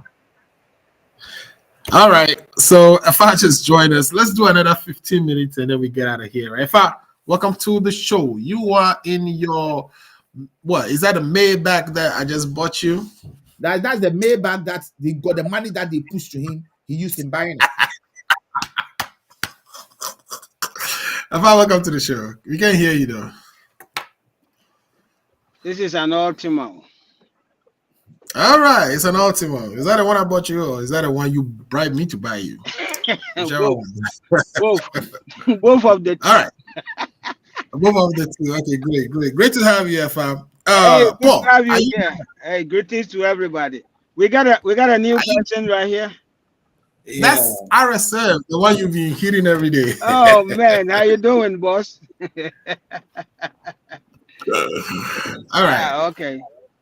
I'm praying that you agree with me, right? Okay. But if you don't agree with me, I'm fine. He wanted to make some past comment about me. Let him pass the comment. Okay, make the comment. Oh, I was gonna say good to see you. Look at this guy, always full of mischief for me. He's enjoying the Bahama money, so he's enjoying the Bahama money. So you see the swimming pool behind him, right? I know. Yeah. He put on record, we have no money. It is Bra Ifa and his people who have the money, holding the money. But Umia came to the US to give them money. So that's what the money he used in buying that car. So to put on record. I find you change your car. We are suspicious of you now. My target is Tesla, so so we can put some of that lithium battery in it, right? Tesla, tell him he will not see the light of it because Baumia will be kicked out of power. He will never see the presidency, so that Tesla will never happen. Tell him. I don't need the presidency to buy what I want to buy. That one. I thought you were going to say Baumia will never get out of power, but it seems you impliedly endorse it. Anyway, Afa, here's the thing. Yeah. We have been mining. So before we got independence, right? Mm-hmm. Of course, our colonial masters wanted every resources under our land shipped to them. So they kind of decree these provisions into our law that says that every resources underneath the land belongs to the king. When we became independent, we just changed the name of the king and put the president over there. Okay. As a trustee. Everything underneath the land belongs, all sort of, is in trust, belongs to the people, but to be trusted with the president to manage for us. And Afa, I swear to God, you and I know that that management has been abysmal. So what do we do about it? I am suggesting a different solution here, which is what the United States did about it. What the United States did is that, of course, it's common law principle that if you own a land, you own from heaven to hell. Everything underneath the land, all the way to hell. There are poor spaces in the land, like there are holes under land sometimes, where we are currently doing what we call carbon sequestration or sequestration, where we are capturing carbon and storing there to kind of produce energy. And when they do that under your land, it benefits you, the individual who owns the land. But if the land is owned by the government, you do not benefit at all. So, for instance, if the government finds anything under your land today, you don't benefit anything from it. They pull it into the sort of consolidated fund so that they can spend it, whatever. And we know that they haven't been better managers of those resources. So I'm suggesting the same thing the US is doing, which is the land goes to the individuals, including all the minerals underneath it. The government will generate the framework, the regulatory framework to negotiate and to kind of deal with developers to kind of extract those resources. And that negotiation itself of the benefits happen between representative of the owner of the resources and the acquirer, right?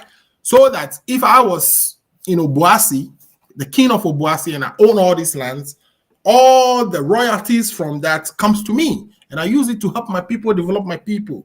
We have never done that in our history. It is always going to the government. And so you can go to Obuasi today and even water to drink is a problem. I think we should reverse that. What do you think?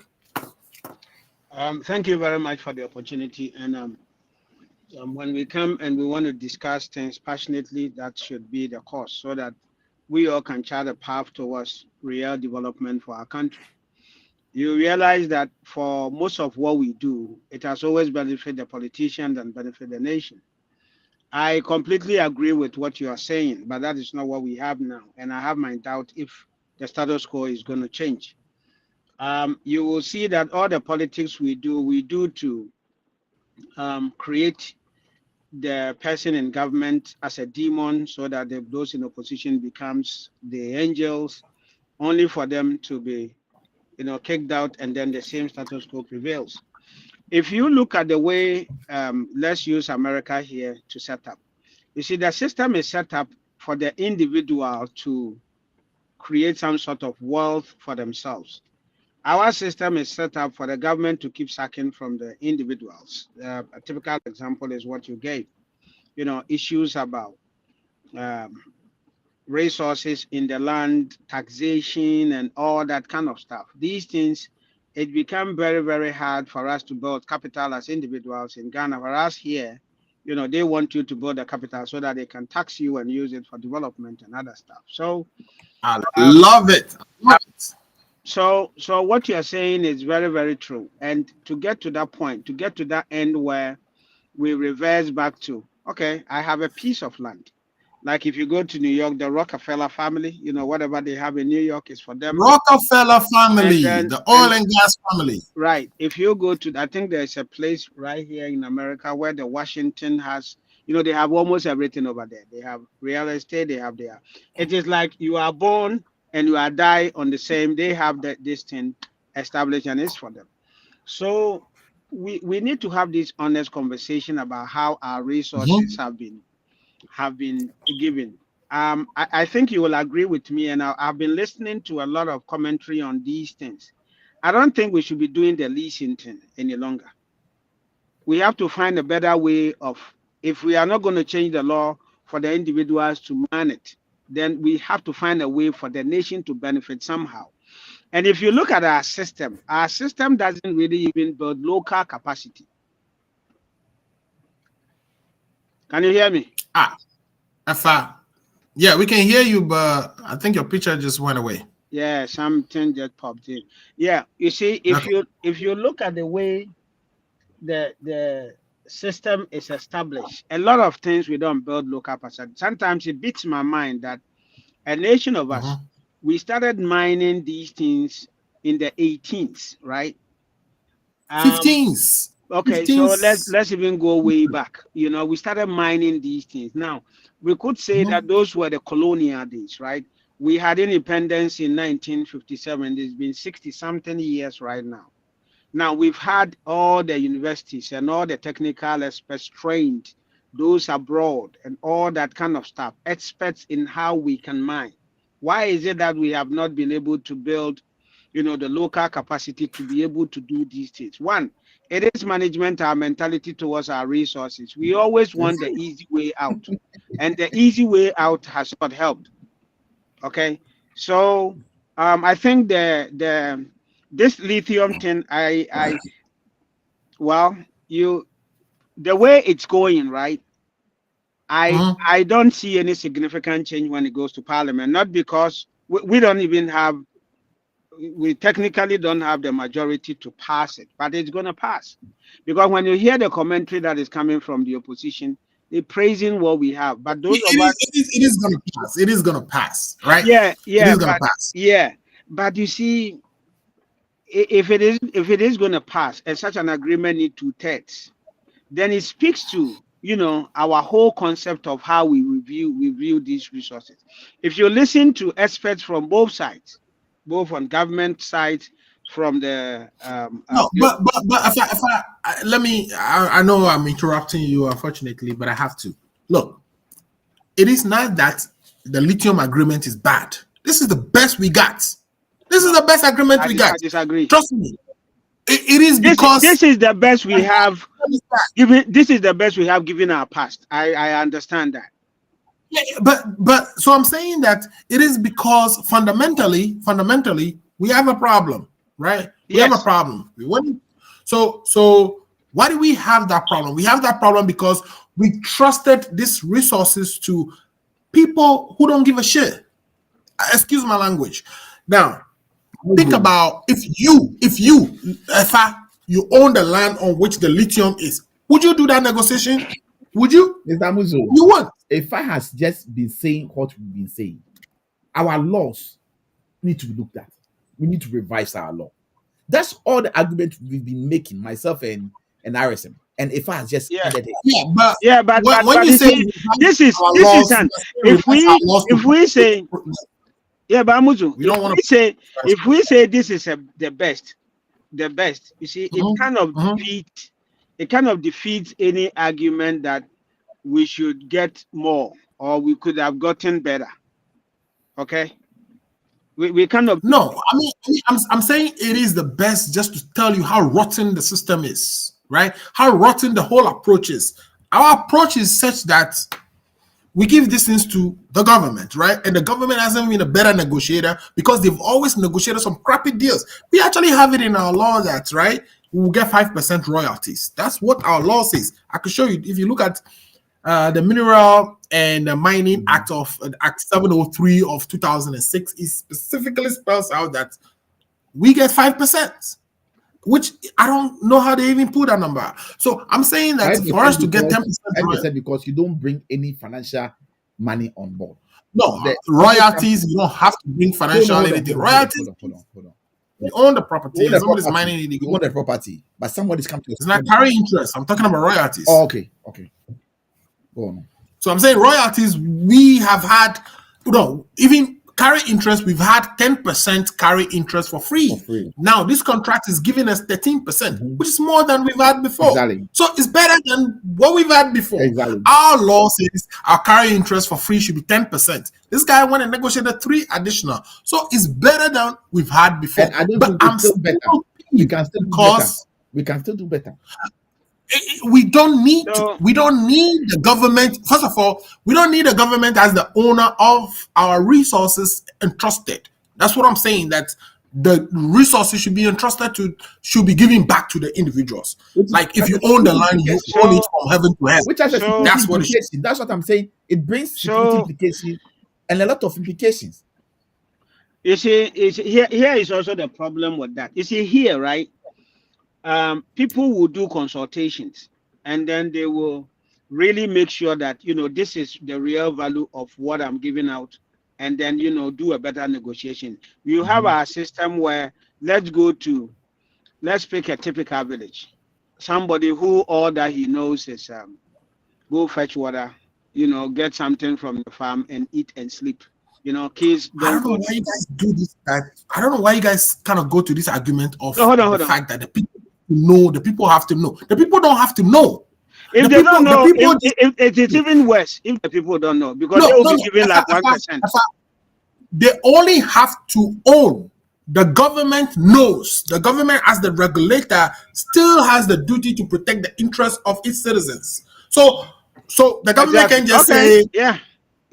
you just Yeah, can't good. say because the people don't know about the mind, and therefore, it doesn't come to that. The issue is return the ownership to the people, so that even if the ownership was returned to the people, I this completely 10% that was I negotiated completely should agree go agree with that. to the Yeah. And people. then so that we can That's what I'm create saying. wealth. If the people are rich, automatically the country is rich.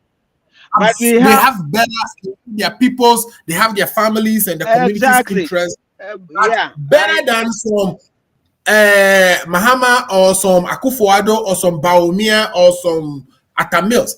The people in the community. Imagine that we've done this for 60 over years. Yes. There's And nothing to show for it. go to Obuasi. They mine everything and go and see the way the place is polluted, and they've left it, Yeah, like the way it is. So yeah, yeah. I think I agree with that, and it shouldn't just be a conversation because the lithium has come out, but it should be, something that we should bring up and have this discussion on it and see how best, But you see, Amuzu, no government want to touch the constitution. It favors them so much that they don't want to touch it. They go there and they see the honey that has been prepared at the table for them. They don't want to do anything about this constitution. I don't know what it would take for us. Yeah, I mean, you need My to government violate has it. set up. My government has set up another committee to look into it. We don't know what is going to come out of it. But come on, So we you see, we have to have a nationalistic approach to some of these things, devoid of politics. This is a problem. We gotta fix it. Nobody takes advantage of it. So we can create wealth within the individuals. When the individuals are rich, that is how the nation can be rich. Not when government or politicians are rich. Politicians don't bring anything on the table. They only come and take away. We need people to set up businesses, so that we can really And I have was giving an example of McDan, who started his airline exactly. domestic. Yeah. Has he misused it? No. But the government couldn't even manage Ghana Airways. Have you seen what he's done? Have you seen what he's doing in the salt industry? Has he mismanaged it? No. Did you see the sabotage that was coming against him? But the guy is tough. He managed to kick all those things out. And the sabotage they will finish you up. Yes, exactly. You give it to them they can manage.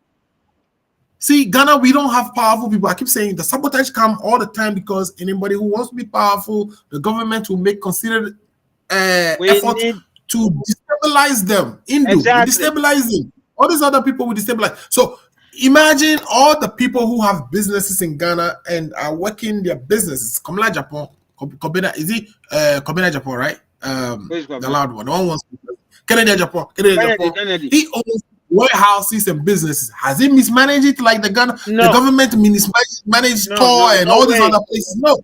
So and he's providing more employment even till today.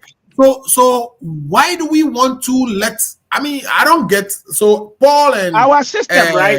You see, another thing about creating you see the politician in Africa or in Ghana is always afraid of the businessman because they will contest them. Because they will kick them out of power. But as a government, you need these businessmen. You have to resource them to be able to create more jobs. If they want to contest you, what is your problem? With that, you're not going to die on the throne. Okay? All right. We have to intentionally create these people because they are the people that are going to create the jobs. You check You check the Auditor General's report. I want us to have a private Auditor General's report, and you will see the progress between the government Auditor General's report and the private Auditor General's report, where there will be progress and prosperity and way of doing things this way. It is like the Black Stars that won the 4 cups and the Black Stars of today. Those who won the 4 cups were locals. Now we have the international deals and they're taking dollars and they can't even bring us 1 cup. What kind of this thing is that? That's not bring blaster. But anyway, you're right. I mean, we have all our opinions. I completely agree with you. Speaking what I'm speaking, yes. And so we will leave it to the opposition to see what they say. Mr. RMF disappeared, but Paul, what do you think? Afar has told you that, we need private entrepreneurs. We need entrepreneurship. We need to resource our people to get worth. And when they do, they hire the most, they develop their community. Imagine that I'm sure you have some land in Ghana. Imagine that we found a Z, which is some very resourceful mineral under your land, right? That you want to exploit, but the government doesn't think it's worth anything. But you've had some geologists who came and told you. You have some investors lined up and they're ready to do it. Mr. Paul, you telling me that your land shouldn't be returned to you? Mr. Muzu, what I'm saying is the same thing my brother Ifa is saying. I am telling you that this contract, as we've signed since 1957 to date, are problematic. We've all agreed on that fact, and that we need to do better. That is why we are seeing this current agreement seeing a little bit improvement, but it's not the best. I've also stated we are saying you are perpetuating the same evil. You are saying we should just continue to look at what we already do. We are not ready to do a C. Let me make my conclusion submission. I've also stated over here that I'm interested and I will be happy to see PPP, public-private partnership. Let's get the private sector involved to help to develop these things, to take control over these things, and then help us to amass the benefit that we'll get from it. But isn't that what we've been doing all this while? Isn't that what we've been doing this while? It is private sector who comes in and does it, right? This one there is PPP. This one there is PPP in this list. Exactly.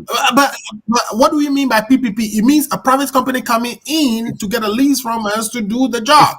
That's what we've been doing. The only time the government went in is when they bought Anglo Gold and they couldn't manage Anglo Gold. They have to sell it back up. I'm also saying that if you are claiming, or which is a fact, it's not a claim, it's a fact, that most of the time when the government owns these things, the management is an issue. We can contract or sublet the contract to people to manage, and we give them milestones. If they don't meet it, we fire them. But I'm saying that it is not the best idea to say that they've find gold in my brother Ife's farming land in his village, Sunyani. Therefore, Techima. Therefore, the gold on our land should be allowed for the people in the community of Techima.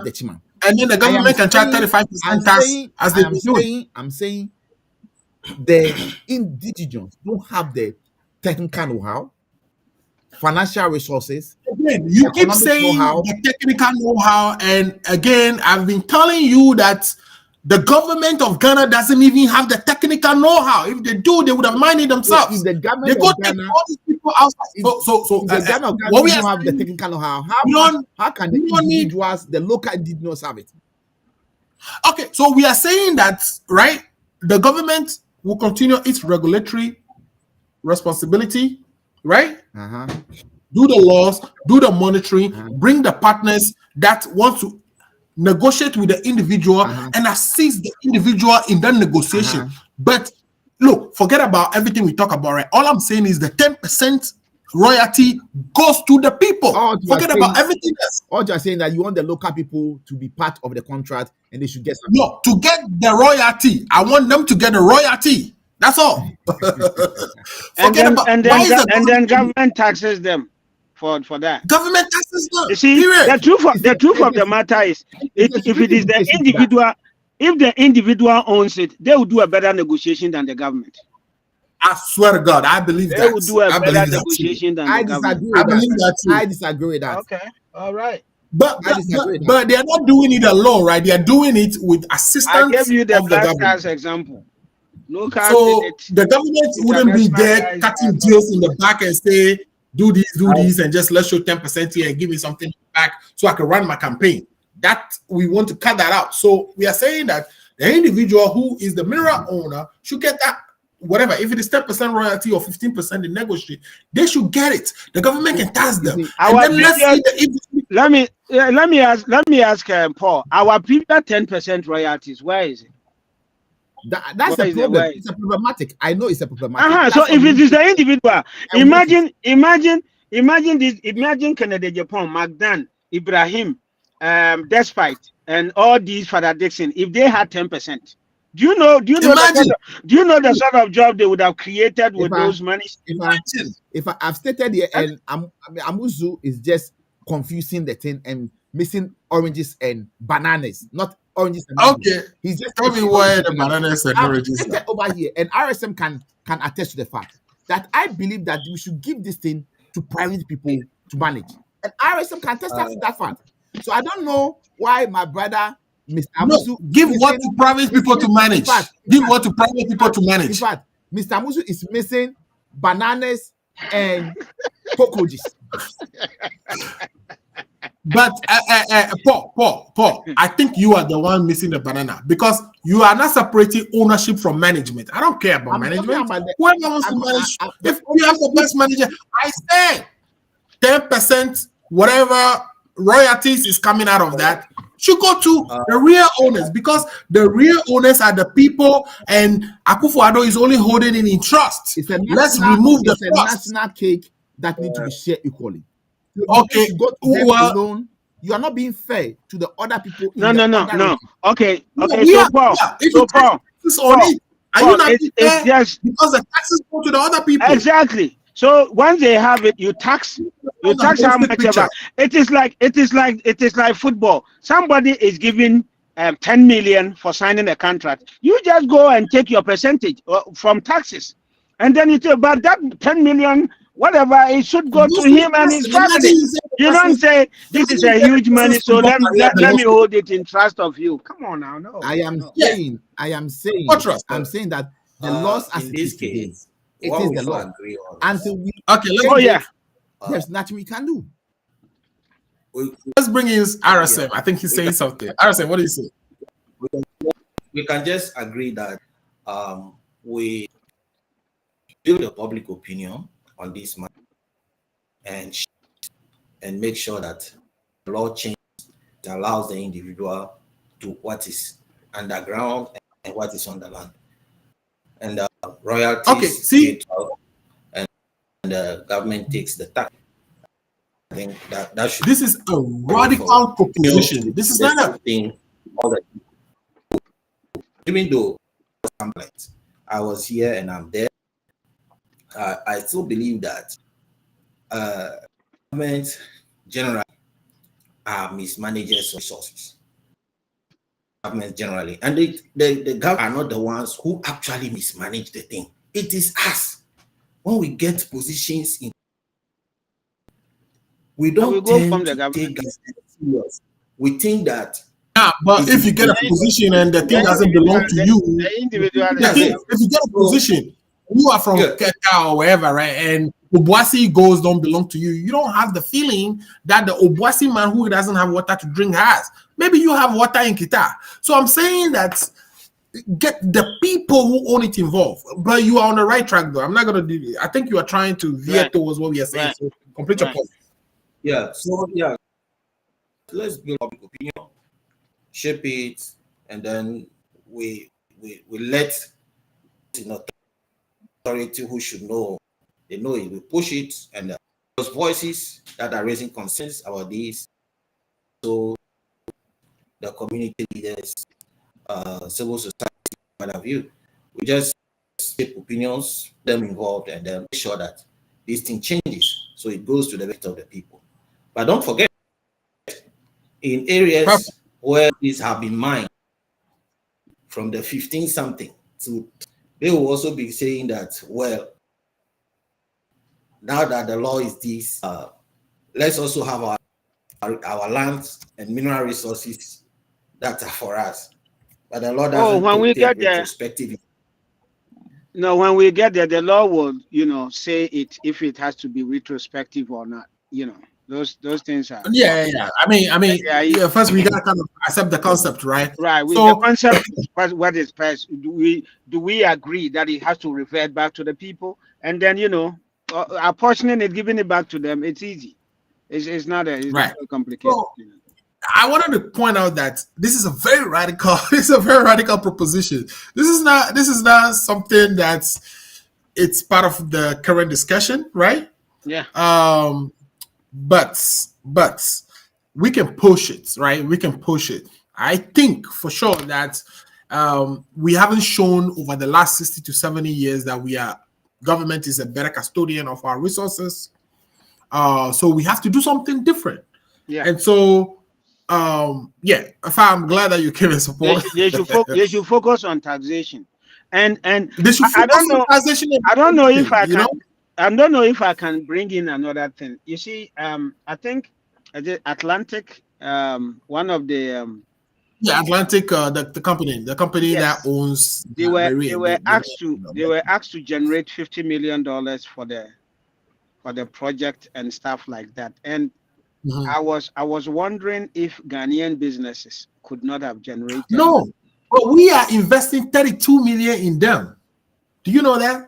Yes. Let me show you. No, yeah, I understand. But you see, what I'm saying is that for me sitting here, what I know about our government and how resources are mismanaged, and you read the Auditor General's report, and this money is gone here, that money is gone here, and all that, and knowing businesses in Ghana.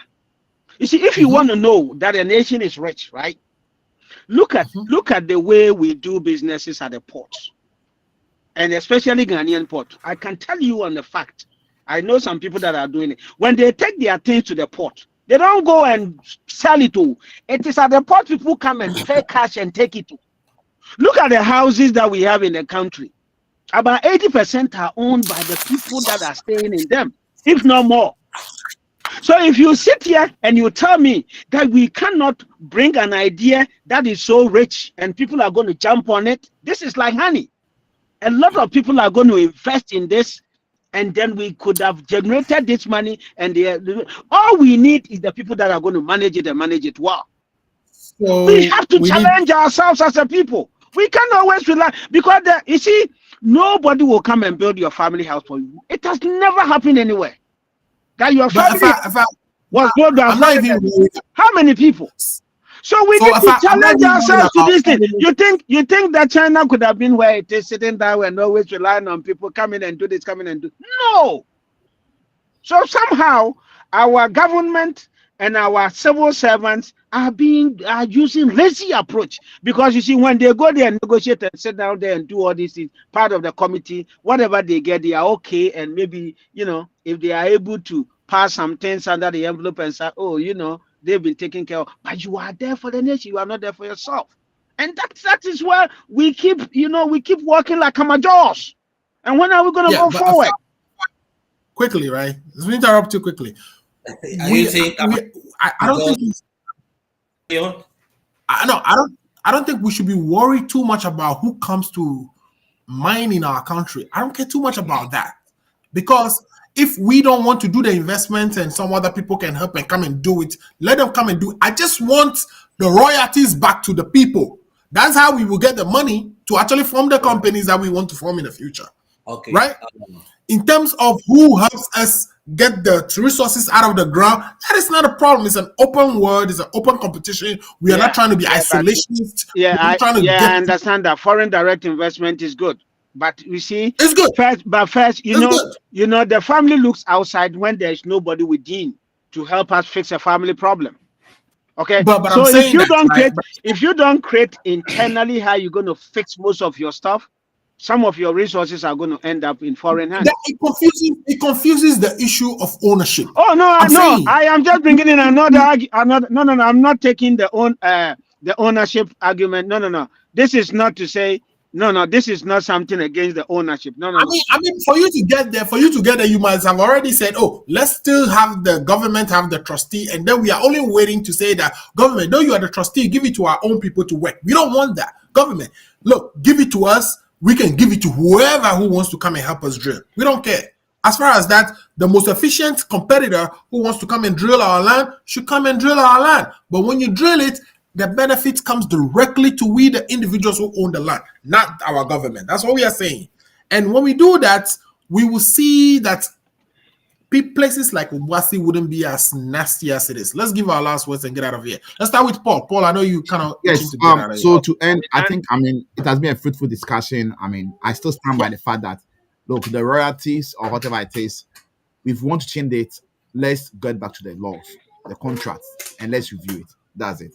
As much as I've said that, it's unfortunate that we didn't do rare politics today because my good brother, if has been running away for several months and weeks now. Today we didn't pick a political topic. Yes. We pick a nationalistic topic, you know. But I hope, maybe next week if we are meeting, let's talk about the incompetency, the aimlessness, the visionlessness of this MPP government and how they've Nicodemously selected the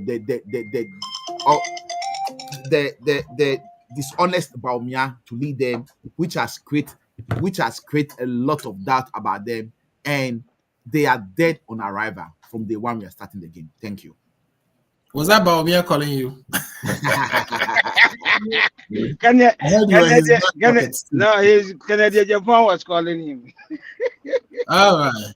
Okay, fine. Let me take your last word, and then we'll bring. The fact that something that this government has negotiated is being discussed as a national issue means we are competent, and we, given the opportunity, will be able to do great stuff.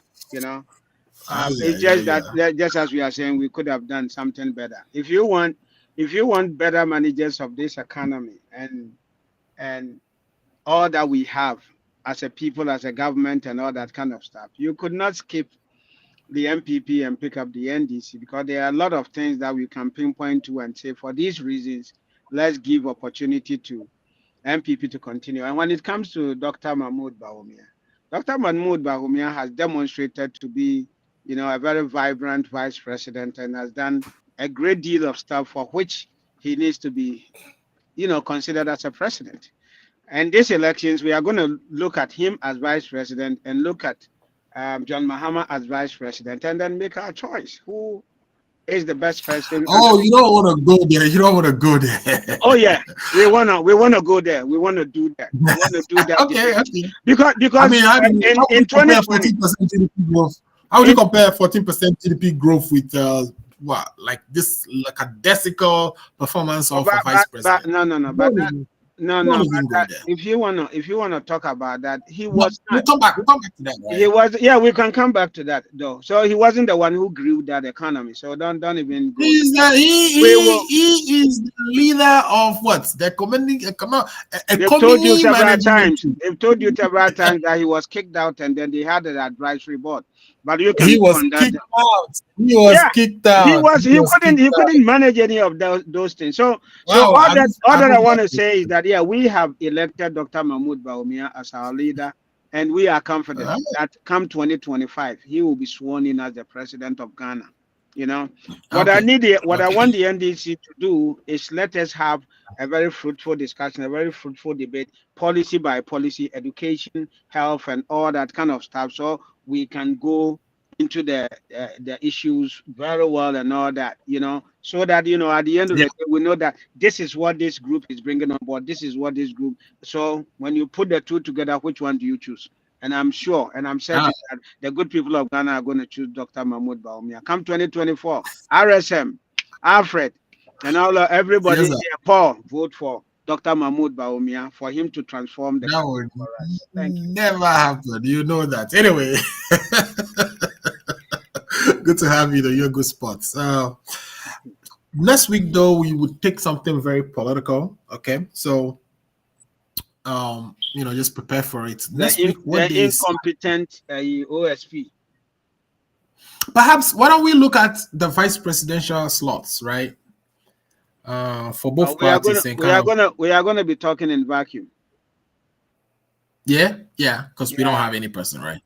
We're gonna be talking in vacuum. So let's Okay, so let's talk we'll use our about platform. let's pick We'll use our platform to do that. let's pick two policies that have been 24-hour economy, a credit whatever, and then let's The 24-hour economy that Ifa and Baumi, I don't understand. Is that what he wants to talk about? do you understand? Well, Give me a 24-hour economy in your village. How is that going to be done? Give me. Can we'll talk 2 minutes? We'll talk about that.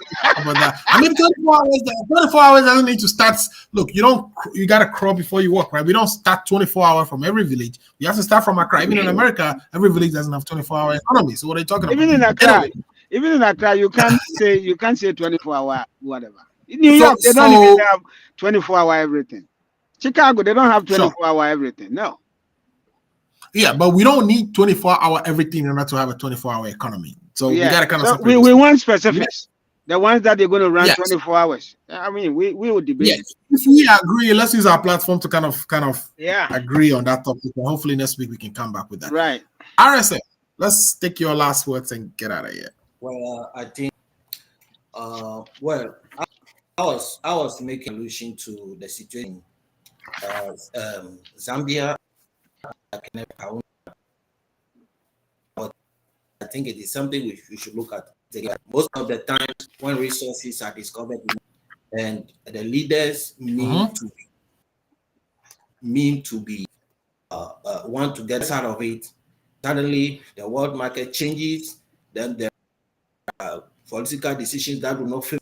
Take John Garang, when he was negotiating for South Sudan, by the time things were getting murkier for him, suddenly he died in a helicopter crash from Uganda to his base in South Sudan, Juba. Now, we are talking about reimagining Ghana's mineral resources. I think going forward with this lithium discovery, if really Ghanaians agree that with it, it should profit us various sustainable practices. Two,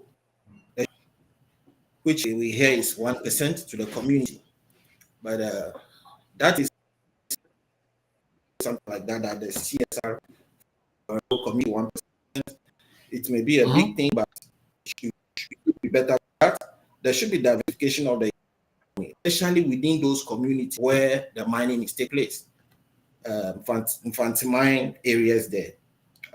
There should be innovation and technology in the mining sector, so there are no bad issues. Environmental conservation be prioritized, transparency and accountability, probity and accountability, and training for the people at large. So these areas must us going forward so that the people can benefit more from this discovery. The problem that confronts us in Africa is bread and butter issues.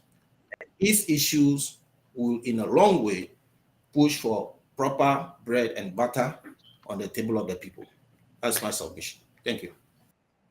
Thank you so much. It's been fruitful discussion. Today we haven't done too much politics, but it is agreed. It is agreed that we are not having the best management of our resources, and something needs to be done about that, right? If we actually return ownership to the people, we don't need corporate responsibility. Really, the people have the royalties. They do what with the royalties they want to do. If they fail to develop their own community, then we can say, oh, look, you got all these royalties all this year. You fail to develop your community. And it's never happened. The United States was developed by, individuals. Individuals, companies and came together and built their countries, especially if, their government to stay out of their way. So I'm always advocating for, Alfred, I'm not interrupting, but I think I mentioned John Garang, and South Sudan, but I didn't went into details. I'm not going into details anyway, but just a point. There was some oil deals within South Sudan that he had a disagreement with some parties on how those resources will be shared or how the state benefit from it. This was they had a disagreement with the people, and and when there was a bad helicopter and Kabul